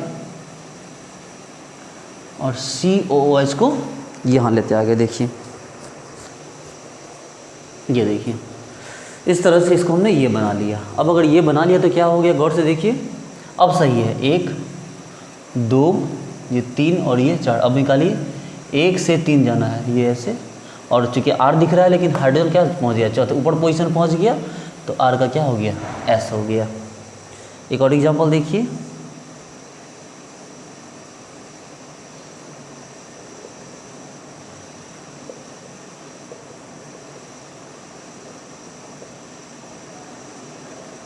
ये देखिए, निश्चित रूप से नंबरिंग करेंगे, 1 ये 2 ये 3 और ये 4। जो फोर्थ पोजीशन है वो कहाँ है, वो तो प्लेन पे है, तो क्या कर देंगे भाई, ऐसे केस में हम डबल एक्सचेंज कर देंगे, डबल एक्सचेंज मेथड। जैसे ही डबल एक्सचेंज करेंगे तो ये क्या हो जाएगा, NH2 यहाँ आ जाएगा, C2H5 यहाँ आ जाएगा, और ये CHO चला जाएगा यहाँ, और ये CH3 आ जाएगा यहाँ। तो क्या हो जाएगा, गौर से देखिए, ये 1, ये 2, ये 3 और ये 4। तो आप नंबर कर सकते हैं 1 से 3 जाना, देखो 1 से 3 ये ऐसे S देखो, और हाइड्रोजन जो चौथा वाला पीछे ही है तो ये S का S ही रह गया। इस तरह से डबल एक्सचेंज मेथड से भी क्या हो गया हमारा एक ऐसे एग्जाम्पल जिसमें कि जो फोर्थ ग्रुप था वो आपको डाउन पोजीशन पे नहीं था, उसमें भी क्या कि हमने RS निकाल लिए। ओके, इसको मिटा रहे हैं। चलिए देखिए, कुछ इंपॉर्टेंट एग्जांपल्स हैं हमारे पास, हमें उनके RS कन्फिग्रेशन निकालना है। ठीक है, हम इसके RS कन्फिग्रेशन निकालेंगे, और सबसे पहले आप इन स्ट्रक्चर्स को गौर से देख लीजिए। इस एग्जांपल की बात कीजिए नंबर 1। देखिए कार्बन पे डबल कार्बन, निश्चित रूप से यहाँ carbon carbon carbon single single carbon चल रहा है, तो ये हो गया 2, ये हो गया 3, और ये CH3 हो गया नंबर 4। तो क्या हो गया 1 2 3, तो 1 से 3 देखिए R, और चूँकि CH3 ऊपर है इसलिए उलट के क्या हो गया S। आइसोमेंथॉल CH3 और ये आइसोप्रोपाइल, देखिए बहुत कॉमन है तीनों। देखिए इस तीनों में OH आगे ही रहता है ना, आइसोमेंथॉल हो, नियोमेंथॉल हो और नियो आइसोमेंथॉल हो, तीनों में क्या हो गया जो OH है वो आगे की तरफ ही रहता है। ठीक है, जब CH3 और आइसोप्रोपाइल दोनों पीछे की तरफ हो, जब CH3 और आइसोप्रोपाइल दोनों पीछे की तरफ हो, उसका नाम बोलते हैं क्या, आइसोमेंथॉल। जब CH3 आगे आइसोप्रोपाइल पीछे तो नियो आइसोमेंथॉल, और जब CH3 पीछे और आइसोप्रोपाइल आगे हो तो क्या नाम होता है इसका, नियोमेंथॉल। मैंने क्या बोला, OH तीनों में आगे रहेगा, CH3 पीछे और आइसोप्रोपाइल भी पीछे। ठीक है, तो इसका नाम क्या हो गया, आइसोमेंथॉल। ठीक है, CH3 आगे आइसोप्रोपाइल पीछे तो नियो आइसो। ठीक है, और CH3 पीछे और आइसोप्रोपाइल आगे तो इसका नाम क्या हो गया, नियोमेंथॉल। क्या छोड़िए, हम इसके RS कन्फिग्रेशन पे ध्यान देते हैं। देखिए अगर ये CH3 यहाँ, इसका मतलब हाइड्रोजन यहाँ आगे होगा, अगर OH यहाँ है तो हाइड्रोजन पीछे होगा, और ये यहाँ है तो हाइड्रोजन आगे होगा। इस चीज़ को आपको ऑटोमेटिकली समझ लेना है। चलिए इस पहले यहाँ से स्टार्ट करते हैं। ये आइसोप्रोपाइल है, ठीक है, इस कार्बन में, यहाँ कार्बन में 2 कार्बन, यहाँ कार्बन में 1 ऑक्सीजन, निश्चित रूप से ये 1 नंबर हो गया। ये हो गया कौन, 2 नंबर। इस साइड में क्या हो गया 3 नंबर, और ये हाइड्रोजन 4 नंबर। समझ सकते हैं आप, देखिए ना, ये थोड़ी कि जिस पे जो खुला हुआ है वही 1 नंबर होगा। अरे भाई ये कार्बन में 2 कार्बन, ये कार्बन में 1 ऑक्सीजन, हो गया क्लियर, 1 नंबर, ये 2 नंबर। हाँ इधर कार्बन कार्बन तो ये 3 नंबर, और ये हाइड्रोजन, तो 1 से 3 जाना। देखिए ऐसे आइए, ये देखिए 1 से 3, तो S दिखा एंटी क्लॉकवाइज, और हाइड्रोजन आगे है तो S के बदले क्या हो गया, R हो गया। चलिए इस पे आ जाइए, ये वाले एग्जाम्पल पे। इस पे क्या हो गया, ये तो नंबर 1 है, हाँ इसके बगल में ये नंबर 2 होगा, क्योंकि यहाँ कार्बन, देखिए यहाँ कार्बन पे 2 कार्बन, जबकि यहाँ कार्बन पे सिर्फ 1 कार्बन मिल रहा है। गौर से देखिए मैं क्या बोल रहा हूँ, इस कार्बन से आगे बढ़ेंगे तो इस कार्बन पे 2 कार्बन, देखिए, जबकि इस कार्बन से आगे बढ़ेंगे तो इस कार्बन पे सिर्फ 1 कार्बन मिलेगा। तो क्या हो गया, अगर ये 1 तो ये हो गया 2, ये हो गया 3, और ये हाइड्रोजन क्या हो गया 4। तो 1 2 3, देखिए ये तो S दिख रहा है, और हाइड्रोजन पीछे की तरफ है तो ये S का S ही रह गया। इस पे आइए, इसके लिए 1 नंबर कौन होगा, ऊपर कार्बन ना, ये तो बेचारा 1 ही कार्बन है। नीचे देखिए, नीचे भी नहीं। इस पे आ जाइए, देखिए कार्बन, यहाँ भी कार्बन, उस कार्बन पे आगे हाइड्रोजन, इस कार्बन पे आगे कार्बन, उस कार्बन के आगे ऑक्सीजन, निश्चित रूप से ये नंबर 1, ये नंबर 2, यहाँ भी तो कार्बन कार्बन ढेर सारा है, और ये बेचारा नंबर CH3 3, और ये हाइड्रोजन सबसे लास्ट में 4। तो 1 से 3 देखिए 1 2 3, ये क्या हो गया, S हो गया। 1 2 3 देखिए S, ये देखिए एंटी क्लॉकवाइज, ठीक है, क्लॉकवाइज जैसे होता है एंटी क्लॉकवाइज, देखिए S, और चूंकि हाइड्रोजन आगे है तो क्या हो गया, ये हो गया R। अब चलिए देखिए कितना आसान हो गया, इसमें CH3 आगे था, इसमें CH3 पीछे था, इसमें CH3 आगे हो गया, ये R था तो ये S हो गया। इसमें देखिए CH3 फिर से पीछे चला गया तो फिर से क्या हो गया, R हो गया। देखिए इसमें क्या हो गया, इसमें OH आगे है, इसमें भी OH आगे है, इसमें भी OH आगे, कोई नहीं बदला। लेकिन इसमें आइसोप्रोपाइल पीछे था तो R, इसमें भी आइसोप्रोपाइल पीछे है तो R, और इसमें आइसोप्रोपाइल आगे हो गया तो ये R के बदले क्या हो गया, S। यानी एक भी अगर निकल जाए तो उसके रेफरेंस में देख के हम क्या कर सकते हैं, RS कन्फिग्रेशन सही सही निकाल सकते हैं।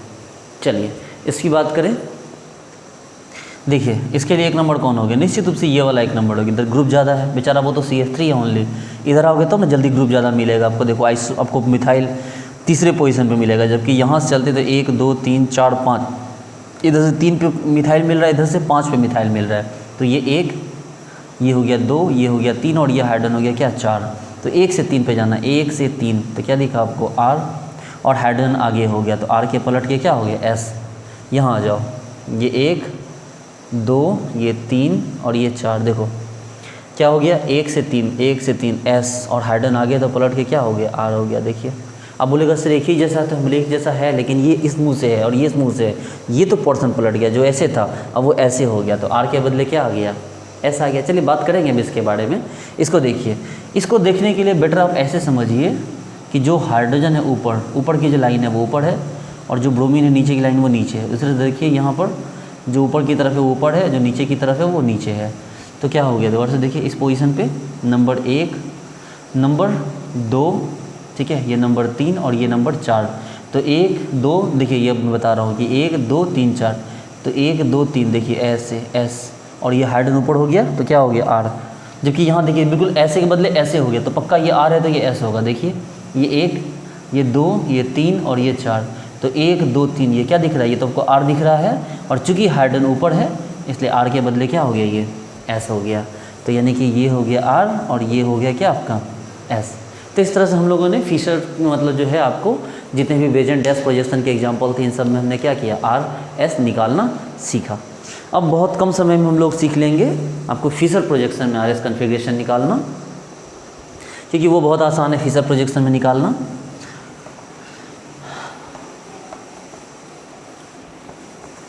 चलिए फिशर प्रोजेक्शन में हम कैटेगरी बांट देते हैं पहले। अब हम बात करते हैं RS कन्फिग्रेशन इन फिशर। RS कन्फिग्रेशन इन फिशर प्रोजेक्शन की, RS कन्फिग्रेशन इन फिशर प्रोजेक्शन। अगर हम बात करते हैं RS कन्फिग्रेशन इन फिशर प्रोजेक्शन की, तो देखिए इसकी बात करते हैं। ये मान लिया हो गया COOH, ये हो गया OH, ये हो गया H और ये हो गया CH3। तो गौर से देखिए क्या करें, इसको नंबर 1 दे दीजिए, इसको नंबर 2, आपको पता है क्यों दे रहे हैं, इसको नंबर 3 और इसको नंबर 4। तो 1 2 3 4 देखिए 1 2 से 3, 1 2 से 3। अब आपको याद होगा मैंने आपको स्टार्टिंग में ही बताया था कि भाई जो फिशर में जो ये होता है ना, ये जो हॉरिजॉन्टल लाइन होती है ऊपर की तरफ होती है, जो वर्टिकल लाइन होती है असल में ये क्या होती है, नीचे की तरफ होती है। आपको मैंने पहले ही बताया था। इसका मतलब जो लेफ्ट राइट है ये वाला, ये कहाँ होगा, ये गलत जगह पे है। अगर ये हाइड्रोजन यहाँ है, इसका मतलब ये हाइड्रोजन कहाँ है, ऊपर की तरफ है, तो आपको RS को पलटना होगा, चाहे वो लेफ्ट रहे चाहे राइट रहे। हाँ, अगर हाइड्रोजन ऊपर या नीचे रहे, यानी फोर्थ ग्रुप ऊपर या नीचे रहे तो कोई प्रॉब्लम नहीं आएगी, लेकिन जनरली ऐसा ही एग्जाम्पल आएगा। चलिए तो 1 2 3 4 आपको समझ में आया कि हाइड्रोजन अगर फोर्थ पोजीशन पे लेफ्ट राइट है तो वो ऊपर है, और हमें क्या करना होगा, हमारे पास रूल है कि अगर हाइड्रोजन या चौथा ग्रुप अगर ऊपर की तरफ आता है, यानी कि आपको अप टू द प्लेन होता है, तो हमें स्ट्रक्चर को पलटना होगा। तो हमारे पास क्या ऑप्शन है भाई, 1 2 3 और ये 4। तो 1 ये देखो 1 2 3, 1 से 3 जाइए तो S दिख रहा है, और चूंकि हाइड्रोजन ऊपर है तो क्या हो गया, ये हो गया आपका R। चलिए और अगर इसका मिरर इमेज बना दिया जाए बच्चों को पता है, इसका मिरर इमेज ठीक क्या हो जाएगा, R के बदले S हो जाएगा। चेक करना चाहोगे, देखो इसका मिरर इमेज बना देते हैं, COOH CH3 और ये H। देखो ये 1 ये 2 ये 3 और ये 4, देखो 1 से 3 ये R दिखा, और चूंकि हाइड्रोजन ऊपर है तो क्या हो गया, ये S हो गया। देखो जो R था उसका मिरर इमेज क्या हो गया, S हो गया। चलिए एक वाला में तो आसान है निकालना, ये देखिए COOH C double bond OH NH2 और NH3+, ये एग्जाम्पल है। गौर से देखिए इसमें क्या बताया था आपको, मैंने आपको बताया था कि एटम की जो प्रायोरिटी होती है वो आयन से ज़्यादा होती है, आयन या लोन पेयर से। देखो नाइट्रोजन है कार्बन, निश्चित रूप से नाइट्रोजन की प्रायोरिटी ज़्यादा होगी। अब यहाँ NH2 है NH3 है, तो ये हो गया नंबर 1, ये हो गया नंबर 2। अब ये CO- ये COOH, तो इसमें क्या हो गया, ये हो गया आपको नंबर 3, क्योंकि एक हाइड्रोजन ज़्यादा है, इसमें एक हाइड्रोजन कम है, तो ये 4। तो इस तरह से 1 2 3 और 4, तो 1 से 3 पे जाइए, R दिखा। और चूंकि हाइड्रोजन क्या है आपको डाउनवर्ड पोजीशन, देखिए ना ऊपर नीचे होगा तो डाउनवर्ड ही रह गया। इसका मतलब अगर हाइड्रोजन अगर ये R है तो ये R ही रह गया। ठीक है, ये देखो OH CH3 हाइड्रोजन ड्यूट्रियम, और एक और ले लो, यहाँ ट्रीटियम ले लेते हैं। देखिए ये नंबर 1 तो ट्रीटियम आ गया नंबर 2, ड्यूट्रियम आ गया नंबर 3 और हाइड्रोजन आ गया नंबर 4। तो क्या करेंगे 1 2 3, देखो 1 से 3 पे गया तो S, और चूंकि हाइड्रोजन आपको चौथा ऊपर है तो S के बदले क्या हो गया, ये R हो गया।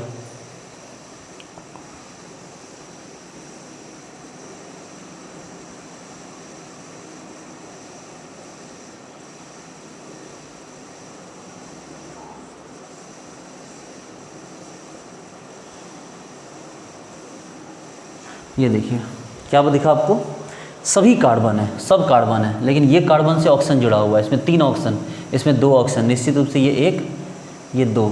अब आपको पता है कि इस कार्बन में 3 डिग्री जुड़ा है, उसके बाद और भी कार्बन है, ये भी कार्बन 3 डिग्री होगा, लेकिन बेचारे के बाद एक और कार्बन के बाद आना खत्म हो जाएगा नंबर ऑफ कार्बन। आप थोड़ा पीछे जाइए तो आपको याद आएगा कि बेंजीन और इसमें एल्काइन में मैंने बताया था कि बेंजीन की प्रायोरिटी ज़्यादा होती है। तो 1 2 ये 3 और ये 4, तब घूमिए 1 से 3 पे चलिए, 1 से 3, तो ये तो R दिख रहा है, क्लॉकवाइज R दिख रहा है ना, और चौथा भी अपने नीचे ही है, तो कोई दिक्कत नहीं, फिर ये R का R ही रह गया।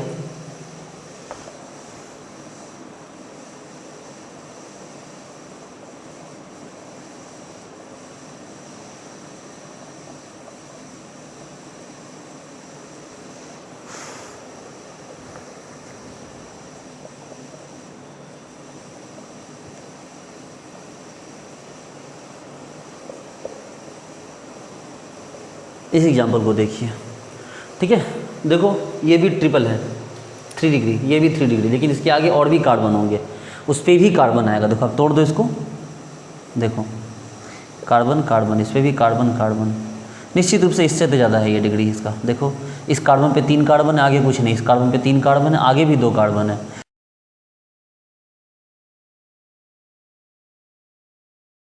अब हम देखेंगे RS कन्फिग्रेशन, अब हम देखेंगे मल्टीपल कायरल कार्बन का केस देखेंगे, जहाँ पर एक से ज़्यादा कायरल कार्बन हो। चलिए देखिए,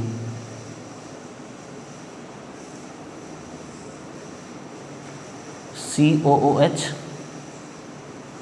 COOH OH OH H H। देखिए समझने की कोशिश कीजिए, अगर आप इसको समझिएगा तो आपको ये दिखेगा कि सर ये C*2 सिमेट्रिकल का केस है, और आपको ये भी याद होगा कि सर आपने इसको बीचों बीच कट कर दिया था क्योंकि ये ऑप्टिकली क्या होते थे, इनएक्टिव होते थे। तो चलिए सबसे पहले हम ये भी समझने की कोशिश करें RS के बहाने कि क्यों ये जो है ये ऑप्टिकली इनएक्टिव है, ये ऑप्टिकली इनएक्टिव क्यों होगा, इस चीज़ को भी समझने की कोशिश करते हैं। देखिए इसके पोर्शन को 2 पार्ट में तोड़ दीजिए फिलहाल के लिए, समझने के लिए। इसको ग्रुप मान लो, यहाँ OH, यहाँ COOH, यहाँ H, और इसको भी ब्रेक कर दो, COOH, ये OH और ये H, और ये क्या हो गया ग्रुप। ओके आगे बढ़िए, ऊपर वाले कार्बन में आइए। इसमें नंबर 1 तो ये होगा, ये नंबर 2 के लिए जंग है। ऊपर कार्बन में 3 ऑक्सीजन, ध्यान रखिए, नीचे कार्बन में 1 ऑक्सीजन 1 कार्बन, निश्चित रूप से 2 नंबर ये हो गया। अरे भैया ऊपर वाले कार्बन में 3 ऑक्सीजन मिले, जबकि नीचे वाले कार्बन में 1 ऑक्सीजन और 1 कार्बन मिले। कहाँ 3 ऑक्सीजन, कहाँ 1 ऑक्सीजन 1 कार्बन, तो प्रायोरिटी ऊपर जानी थी। हाँ ये है कि हाइड्रोजन के रेस्पेक्ट में प्रायोरिटी इसकी 3 हो जाएगी, क्योंकि बेचारा ये हाइड्रोजन है, कुछ है तो कार्बन तो है, तो ये 3 और ये 4, तो निकालिए इसकी 1 2 3 1 2 3, ये S दिखा, और चूँकि हाइड्रोजन ऊपर है तो क्या हो गया, ये R हो गया।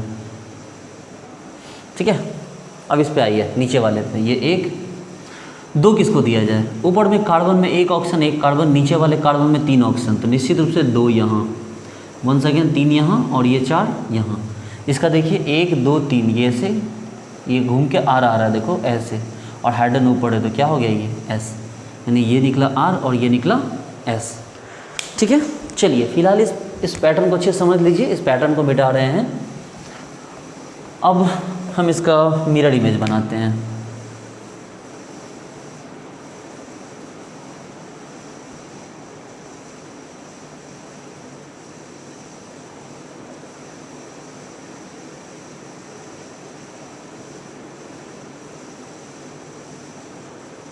ये देखिए इसका मिरर इमेज बना है।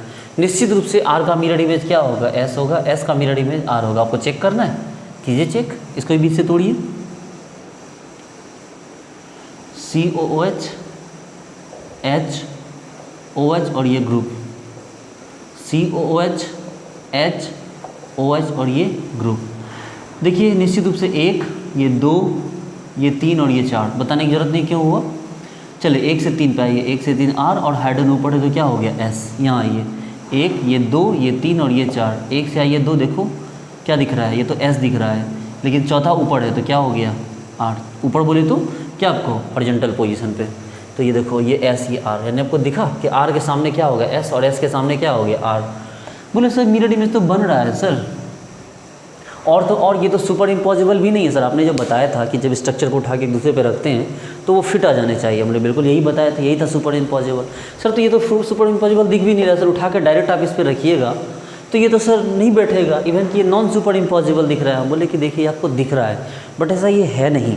आप बोलिए सर प्लीज़ क्लियर कीजिए इस बात को। हमें एक काम कीजिए, आप इसका नॉर्मल स्ट्रक्चर बनाइए। जब आप इसको IUPAC के अकॉर्डिंग बनाइएगा तो इसको कैसे बनाएगा, बोले सर ऐसे बनाएंगे। मतलब बिल्कुल ऐसे बनाइएगा, वेरी गुड। अब एक काम कीजिए, IUPAC के अकॉर्डिंग इसका स्ट्रक्चर बना दीजिए, तो एक काम कीजिए नंबरिंग भी कर ही दीजिए। आप बोलेगा सर देखिए इसमें LHS RHS इक्वल है दोनों साइड से, आप लेफ्ट से जाइए चाहिए राइट से, आपको एक ही चीज़ मिलेगा। तो 1, ये 2, ये 3 और ये 4, चाहे इधर से भी चलिए 1, ये 2, ये 3 और ये 4। हम बोले कोई फ़र्क है क्या दोनों साइड।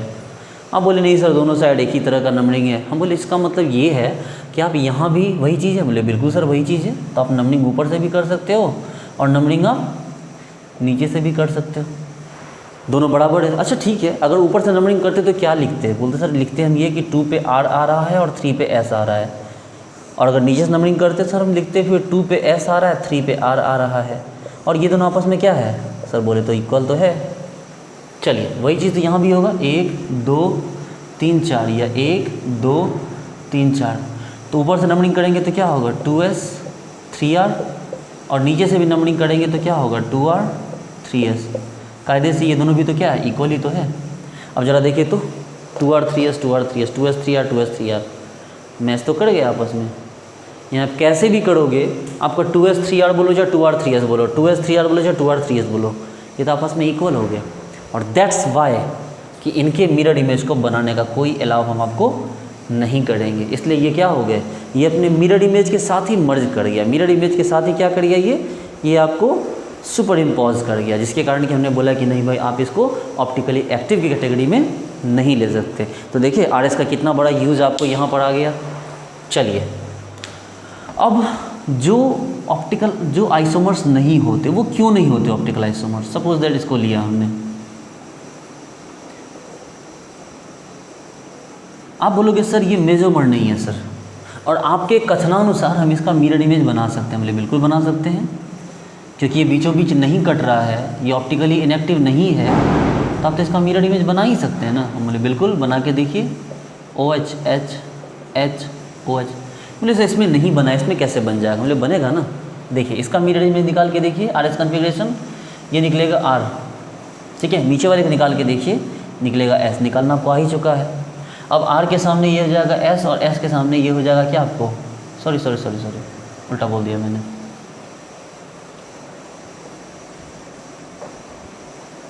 चलिए इसका RS निकालते हैं, ठीक है, कट कीजिएगा यहाँ।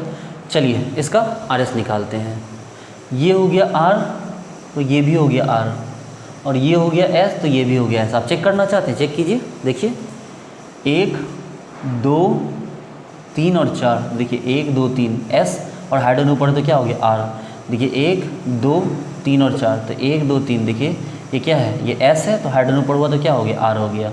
अब यहाँ ये 1 2 3, तो देखिए 1 2 3 R, तो हाइड्रोजन ऊपर होने के कारण क्या हो गया S। 1 2 3, तो ये क्या हो गया, ये R था तो ये S हो गया। अब आप 4 ले रह के भी आप इसको क्या लिखिएगा, 2R 3S 2R 3R ही लिखिएगा। चाहे आप ऊपर जाइए चाहे नीचे जाइए, आपको ऊपर जाइएगा तब भी 2R 3R आएगा, नीचे जाइएगा तब भी 2R 3R आएगा। जबकि इस एग्जांपल को देखिए, इसमें ऊपर जाइएगा तब भी 2S 3S आएगा, और नीचे जाइएगा तब भी 2S 3S आएगा। तो ये तो कभी आपस में मैच कर ही नहीं सकते। दैट्स वाई कि ये अलग अलग स्ट्रक्चर है और इनको मिरर इमेज बनाने का अलाउ किया जा सकता है। समझ रहे हैं। देखिए ये दोनों क्या हैं, ये 2R3R है, ये 2S3S है, कभी भी ये आपस में मैच कर ही नहीं सकते, जबकि ये तो मैच कर जा रहे थे। इसलिए हमने क्या किया, यहाँ पर इनको ऑप्टिकल आइसोमर तक ही सीमित रखा, ऑप्टिकली एक्टिव नहीं बनाया इसको। चलिए नोट कर लीजिए इसको, ये क्या हो गया ऑप्टिकल एक्टिव, ये क्या हो गया ऑप्टिकली इनएक्टिव। इनके आर एस कन्फिग्रेशन मैच कर गए, ऑप्टिकली इनएक्टिव हो गया। इसके आर एस कन्फिग्रेशन मैच नहीं किए तो क्या हो गया, ये ऑप्टिकली एक्टिव हो गया। चलिए मिटाते हैं इसको, देखिए COOH CH2OH OH OH H H, इसको देखिए, इस एग्जाम्पल को देखते हैं हम। चलिए इसको 20 से तोड़िए, कटने का सवाल नहीं उठता है क्योंकि ऊपर COH है, नीचे CH2OH है, कट तो सकता नहीं, ऊपर आइए। ये इसको ले लीजिए एक, निश्चित रूप से इस नीचे जाइए तो कार्बन में एक ऑक्सीजन, एक कार्बन मिलेगा, ऊपर वाले कार्बन में 3 ऑक्सीजन मिल जाएंगे। तो ये हो गया 2, हाँ ये होगा 3 और ये हो गया 4। तो 1 से 3 आइए, 1 से 3 S, देखिए S, और चौथा यहाँ पर है, तो ये क्या हो गया आपको, ये R हो गया। जबकि नीचे वाले की बात कीजिए, इसमें तो नंबर 1 तो ये हो गया, लेकिन ऊपर जाइएगा, अगर गौर से देखिए ऊपर जाइएगा तो ऊपर में क्या मिलेगा आपको, ऊपर में कार्बन में ऑक्सीजन और कार्बन, नीचे वाले कार्बन में सिर्फ एक ऑक्सीजन। देखिए ऊपर में आप जाइएगा तो कार्बन में कार्बन भी मिलेगा, ऑक्सीजन मिलेगा, नीचे जाइएगा तो सिर्फ एक कार्बन में एक ऑक्सीजन मिलेगा। इसके लिए भी 2 नंबर ऊपर ही हो गया, और ये 3 नंबर और ये 4 नंबर, तो 1 2 3 देखिए S, तो ये भी क्या हो गया, R हो गया। ठीक है, तो ऊपर वाला भी R, नीचे वाला भी R। और अगर इसका मिरर इमेज बनाइए तो मिरर इमेज क्या बन जाएगा, S बन जाएगा, क्योंकि इसका नंबरिंग ऊपर नीचे से इक्वल होगा ही नहीं, ऊपर अलग है नीचे अलग है, ऊपर का नंबरिंग अलग माना जाएगा, नीचे का नंबरिंग अलग माना जाएगा। अगर ये RR था तो ये क्या हो गया, SS हो गया। ठीक है, चलिए देख सकते हैं आप, डायरेक्टली देखिए ना, ऊपर से नंबरिंग ही अलग होगा, नीचे से नंबरिंग पॉसिबल नहीं है। तो ये दोनों भी आपस में क्या हो गए, ऑप्टिकली एक्टिव ही हैं, और ये आपस में क्या है, इनएंसियोमर्स हैं। चलिए आगे बढ़ते हैं। आप बोलोगे नहीं सर इसको तोड़ के दिखा दो, मतलब ठीक है देख लो तोड़ के, ये देखो OH COOH H, और ये ग्रुप नीचे वाला आ जाओ, OH CH2OH और ये H और ये ग्रुप। अब देखो नंबर 1, अच्छा देखो ऊपर में जाओगे कार्बन में 3 ऑक्सीजन, ऊपर में जाओगे कार्बन में 3 ऑक्सीजन, नीचे जाओगे कार्बन में 1 ऑक्सीजन 1 कार्बन, निश्चित रूप से 2, ये 3 और ये हाइड्रोजन बेचारा 4, तो 1 2 3 S, और हाइड्रोजन ऊपर था तो R हो गया। देखो नीचे आ जाओ 1, लेकिन भैया 2 नंबर के लिए नीचे जाओगे कार्बन में 1 ऑक्सीजन मिलेगा, ऊपर जाओगे कार्बन में ऑक्सीजन भी मिलेगा, कार्बन भी मिलेगा, इसलिए नंबर 2 ऊपर, नंबर 3 यहाँ, 3 4, तो 1 2 3 S, तो ये भी क्या हो गया, R हो गया। अब इसके सामने का इमेज है, आप देखो बना के देखो ऐसे 1 2 3 4 करके, तो वो क्या मिलेगा आपको, SS मिल जाएगा। तो इस तरह से इनके हमने RS कन्फिग्रेशन देखा। ठीक है, चलो तो हमने एक कायरल कार्बन में भी देखा, 2 कायरल कार्बन में भी देखा। अब बारी है स्यूडो को देखने की। अब बारी किसकी है, स्यूडो को देखने की। इसको पहले मिटा रहे हैं, नोट कर लिए सब लोग, आप लोग इसको नोट कर लीजिए।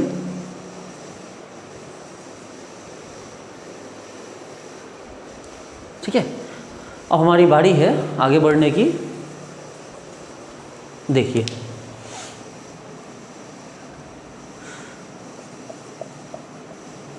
Pseudo chiral carbon,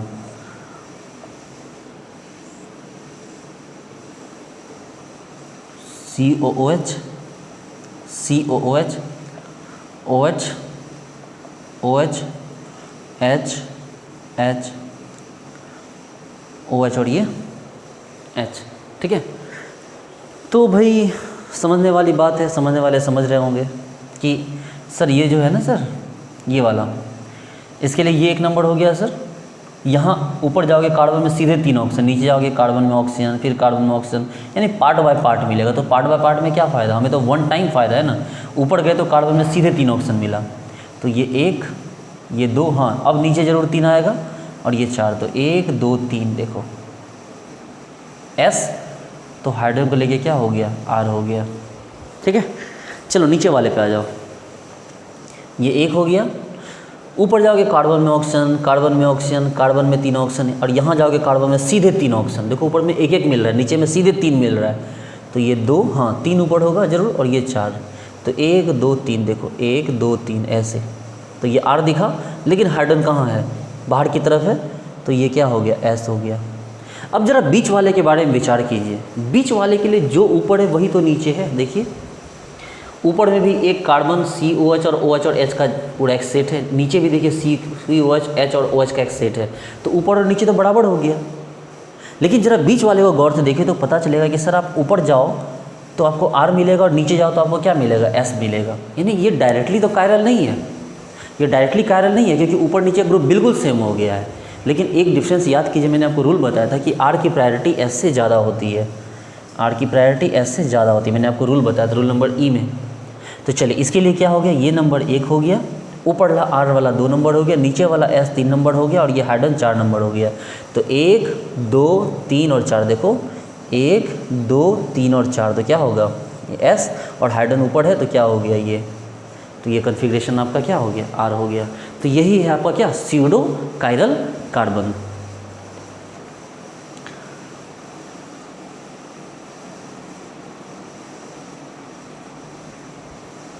CHO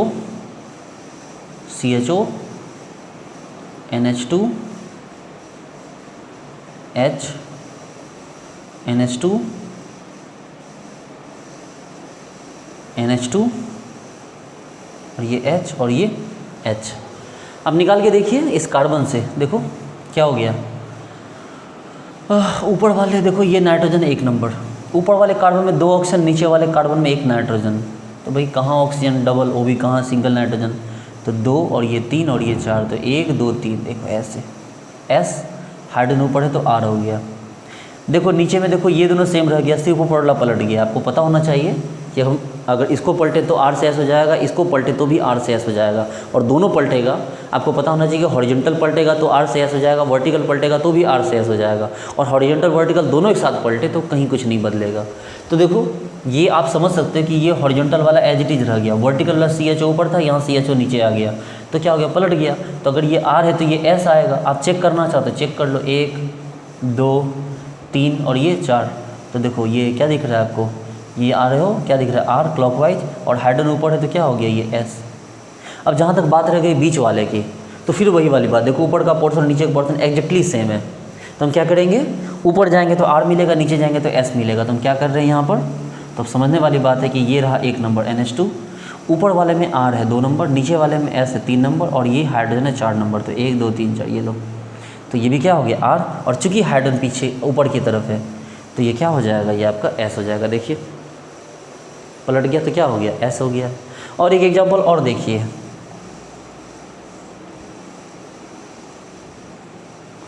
CHO OH OH OH H H, देखिए इसको देखिए, समझ सकते हैं इसके लिए क्या निकल रहा है, R। इसके लिए निकाल के देखिए, इसके लिए भी आपको क्या निकलेगा, इसके लिए भी आपको R निकलेगा। निकाल के देखिए, इसमें देखिए क्या हो गया, इसमें वर्टिकल भी पलट गया, CHO ऊपर से नीचे आ गया, और OH H भी क्या हो गया, पलट गया है। तो दोनों पलट जाए तो क्या हो गया, कन्फिग्रेशन चेंज नहीं होता। तो ये R ये भी R, अब ये कंप्लीट अकायरल हो गया। अब ये स्यूडो भी नहीं रहा, ये जो हो गया नॉट इवन स्यूडो C*। अब ये स्यूडो भी नहीं रहा, ये सब तो स्यूडो था, ये जितने कायरल ये वाले क्या थे, ये बीच वाले स्यूडो थे। अब तो वो तो क्या हो गया, वो तो स्यूडो भी नहीं रह गया। चलिए 1 2 एग्जाम्पल और देखते हैं भी इसमें, इसको मिटा रहे हैं, नोट कर लीजिए। चलिए एक एग्जाम्पल लेते हैं, ये वाला,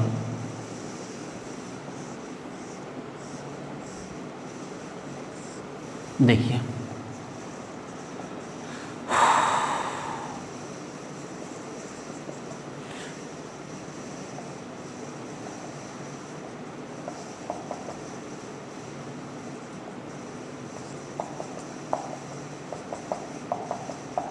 देखिए इसमें RS निकालना है।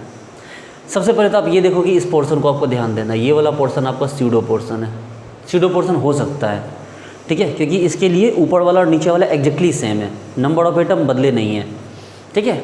हाँ कन्फिग्रेशन अलग होंगे।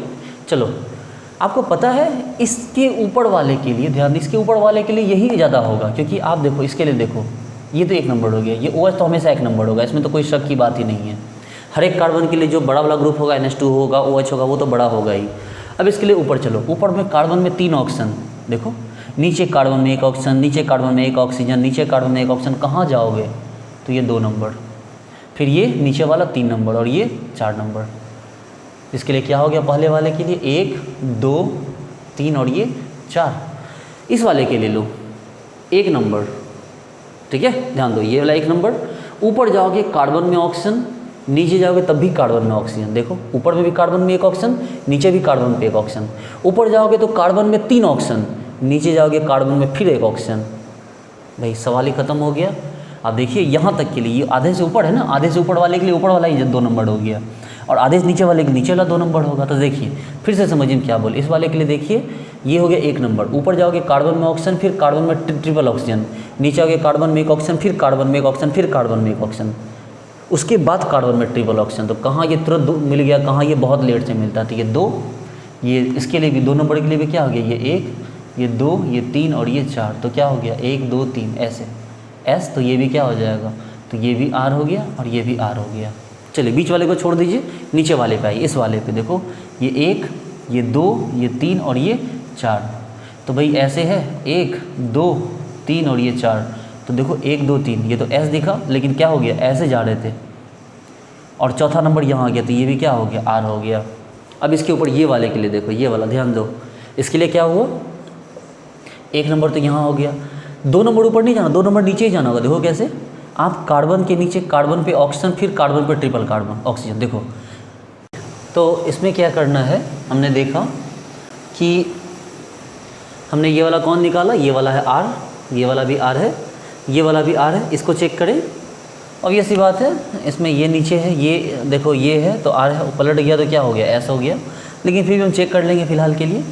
देखिए ये 1 हो गया, इसके लिए 2 कौन हो गया, ऊपर में दूर जाना पड़ेगा, नीचे बगल में COH, तो 2 नंबर नीचे ही हो गया, 3 नंबर ऊपर हो गया, 4 नंबर यहाँ हो गया। तो 1 2 3 देखो 1 2 3 और ये 4। तो इस तरह से R दिख रहा था और हाइड्रोजन ऊपर है, तो क्या हो गया S। अब जहाँ तक बात बची बीच वाले की, तो देख के बीच वाले को पता चल रहा होगा सर ये जो है ना ये तो स्यूडो कायरल है, क्योंकि इसके लिए ऊपर और नीचे वाला जो कार्बन है वो क्या है, सब कुछ सेम है। तो हमें देखना है कैसे देखें भाई, स्यूडो कायरल कार्बन है ऊपर और नीचे का, तो यह भी जो है वही चीज़ यहाँ भी है, ठीक है। एटम में कोई बदलाव नहीं है, लेकिन कन्फिग्रेशन अलग है। ऊपर का कन्फिग्रेशन RR है, नीचे का कन्फिग्रेशन क्या है RS है। और मैंने थोड़ी देर पहले आपको बताया था एक रूल में कि RR की जो आपको प्रायोरिटी होती है वो SS से ज़्यादा होती है, और SS की प्रायोरिटी RS से ज़्यादा होती है। इसका मतलब RR SS से ज़्यादा है, तो इसका मतलब क्या हो जाएगा, यहाँ ये 1 OH, दूसरा नंबर ऊपर को दे दीजिए RR, तीसरा नंबर नीचे को दे दीजिए SR, और चौथा नंबर हाइड्रोजन को दीजिए यहाँ। तो क्या हो गया 1 2 3 ये R, और चौथा यहाँ है, तो ये क्या हो गया S। तो इसका मतलब क्या कन्फिग्रेशन आ गया इसका, इस तरह से S आ गया। तो यहाँ पर आपने क्या देखा, ऊपर RR था, नीचे SR था, तो बीच वाले की प्रायोरिटी ऊपर के लिए ज़्यादा हुई, नीचे के लिए कम हो गई। तो 1 2 3 और ये 4, तो क्या आ गया घूम के, आपको ये घूम के ऐसे घूमे आप, तो ये S आ रहा था, R आ रहा था, लेकिन चूंकि हाइड्रोजन ऊपर था तो ये क्या हो गया, R के बदले S आ गया, ठीक है। चलिए और आगे देखते हैं फटाफट।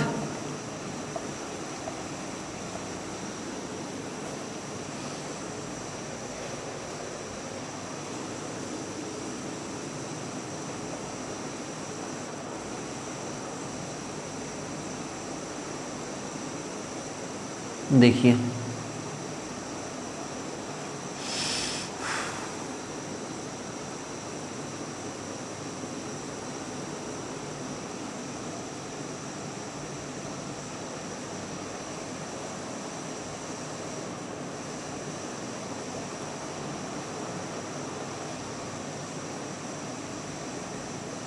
इसको चेक करते हैं।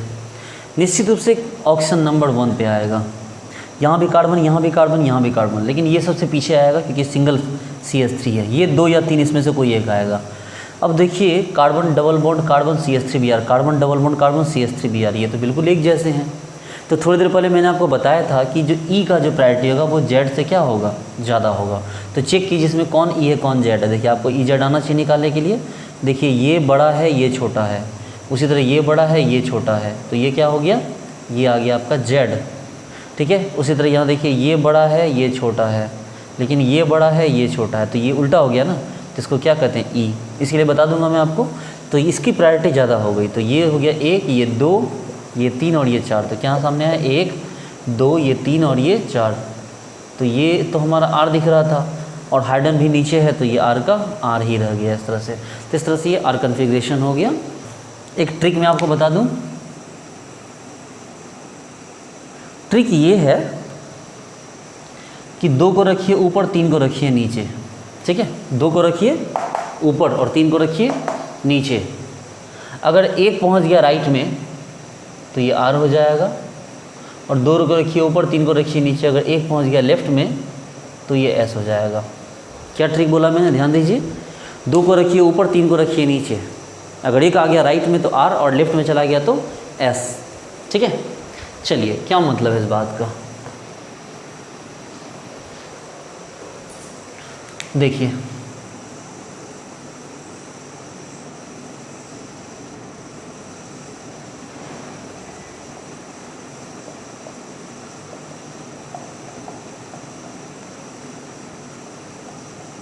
आप बता सकते हैं ये कौन सा मॉलिक्यूल है? तो आप बोलोगे सर ये डी ग्लूकोज है सर। तो बोले वेरी गुड, डी ग्लूकोज है। इन सब के लिए ये तो 1 नंबर होगा ही ना, ये सब OH OH ये तो 1 नंबर है ही। इन सब के लिए 2 नंबर ऊपर है और 3 नंबर नीचे है। आपको चेक करना है, चेक कीजिए। देखो कार्बन में डबल ऑक्सीजन, नीचे कार्बन में सिंगल ऑक्सीजन। इसके लिए आओ, इसके नीचे कार्बन में सिंगल ऑक्सीजन, ऊपर में कार्बन में सिंगल ऑक्सीजन, फिर कार्बन में डबल ऑक्सीजन। जबकि यहाँ पर क्या मिलता है, देखो इसके लिए चेक करते हैं। ऊपर में कार्बन में सिंगल ऑक्सीजन, नीचे भी कार्बन में सिंगल ऑक्सीजन। ऊपर में कार्बन में डबल ऑक्सीजन, नीचे कार्बन में अभी भी सिंगल ऑक्सीजन। तो इसके लिए भी क्या होगा, 2 नंबर ऊपर ही हो गया। इसके लिए आ जाओ, इसके लिए कार्बन में नीचे वाला देखो सिंगल ऑक्सीजन, एक और कार्बन। ऊपर में जाओ, कार्बन में ऑक्सीजन और फिर कार्बन पे डबल ऑक्सीजन, ठीक है। देखिए इसका मतलब इसके लिए भी 2 ऊपर हो गया। इसके लिए चेक करो, यहाँ ऑक्सीजन, चलो ये तो 1 हो गया, ये 4 हो गया। कार्बन में 1 ऑक्सीजन, ऊपर जाओ कार्बन में 1 ऑक्सीजन, फिर ऊपर जाओ कार्बन में 1 ऑक्सीजन, फिर ऊपर जाओ कार्बन में 1 ऑक्सीजन। जबकि यहाँ सिर्फ एक ही बार ऑक्सीजन मिला था, वहाँ बार ऑक्सीजन मिलने लगे। और ऊपर गए तो कार्बन फिर डबल ऑक्सीजन भी मिला। इसका मतलब ये हो गया, देखो समझो बात को, अगर ऊपर वाला और नीचे वाला ग्रुप इक्वल हो जाए ना, या एटलीस्ट नीचे में डबल ऑक्सीजन हो, डबल भी हो जाए कम से कम इस तरह से, तो आधे से नीचे वाला क्या होगा, 2 नंबर ये हो जाएगा, ठीक है। आप ट्राई करके देखो।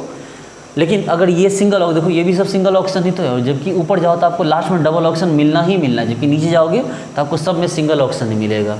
इसलिए क्या हो गया, आपको ऊपर वाला को सब में 2 रखना है और नीचे वाला को 3, और बाकी ये सब 1 और 4 हो गया। अब देखो ये OH राइट साइड में है R, ये OH लेफ्ट साइड में S, ये OH राइट साइड में R, ये फिर राइट साइड में है R। देखो तो ये डी ग्लूकोज का ये स्ट्रक्चर हो गया। RS कन्फिग्रेशन क्या हो गया, RS RR।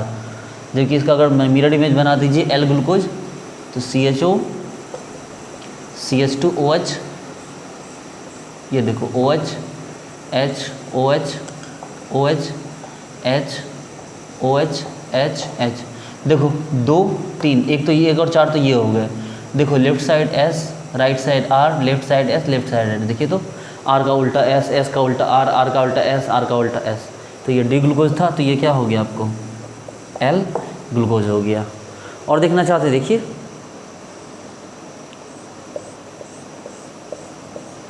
जनरली ये सिर्फ शुगर में एप्लीकेबल होता है, और वैसे मोस्ट ऑफ द एग्जाम्पल तो आपके शुगर के ही आते हैं ना।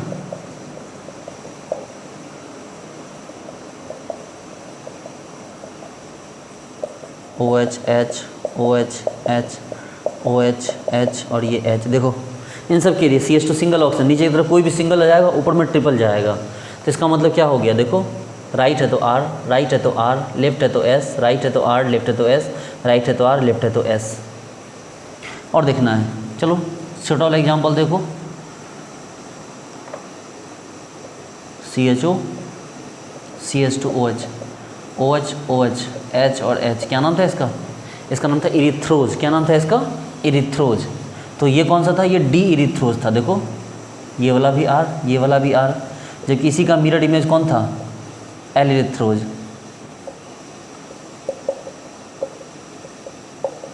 तो देखो ये क्या हो गया S, और ये क्या हो गया S। देखो कौन था, अब CHO CH2OH OH OH H और H। ये कौन था, ये L-थ्रियोज था। क्या था, ये L-थ्रियोज था। देखो राइट साइड है तो R, लेफ्ट साइड है तो S। चेक कर लो आप, ये देखो CHO CH2OH OH H OH H। देखो लेफ्ट साइड है तो R S, और राइट साइड है तो R। चलिए ठीक है, इसमें भी और भी बहुत सारे एग्जाम्पल आएंगे, हम लोग नेक्स्ट क्लास में नेक्स्ट वीडियो में देखेंगे, इसके बारे में और ज़्यादा हम लोग पढ़ेंगे।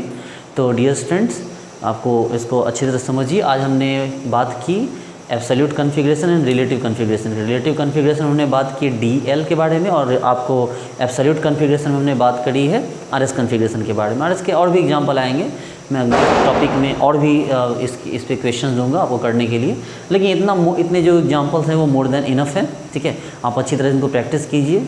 ठीक है, अभी हम लोग जो पढ़ेंगे न्यूमैन कॉन्फ़िगरेशन, हम लोग RS निकालना इसके बाद सीखेंगे, न्यूमैन में सीखेंगे, सॉर्ट सीखेंगे और इनको आपस में कन्वर्ट करेंगे। वो हमारा इंपॉर्टेंट बहुत ज़्यादा होगा। ये तो हमने सिंगल RS निकालना सीखा, अब हम कंपाउंड में सीखेंगे और एक दूसरे में कन्वर्ट करेंगे और सीखेंगे कि कैसे सिर्फ RS के बिहाफ पे आप इनैंसियोमर्स, डायस्ट्रियोमर्स, मेसोमर्स को आप बिना कुछ सोचे समझे विदिन 2 to 5 सेकेंड के अंदर आप इनके आंसर्स निकाल सकते हो। ठीक है, चलिए dear students, thank you so much, मिलते हैं नेक्स्ट वीडियो में। ओके, मैं PK सिद्धांत, मेरे वीडियो को लाइक कीजिए, चैनल को सब्सक्राइब कीजिए और शेयर कीजिए। Thank you so much.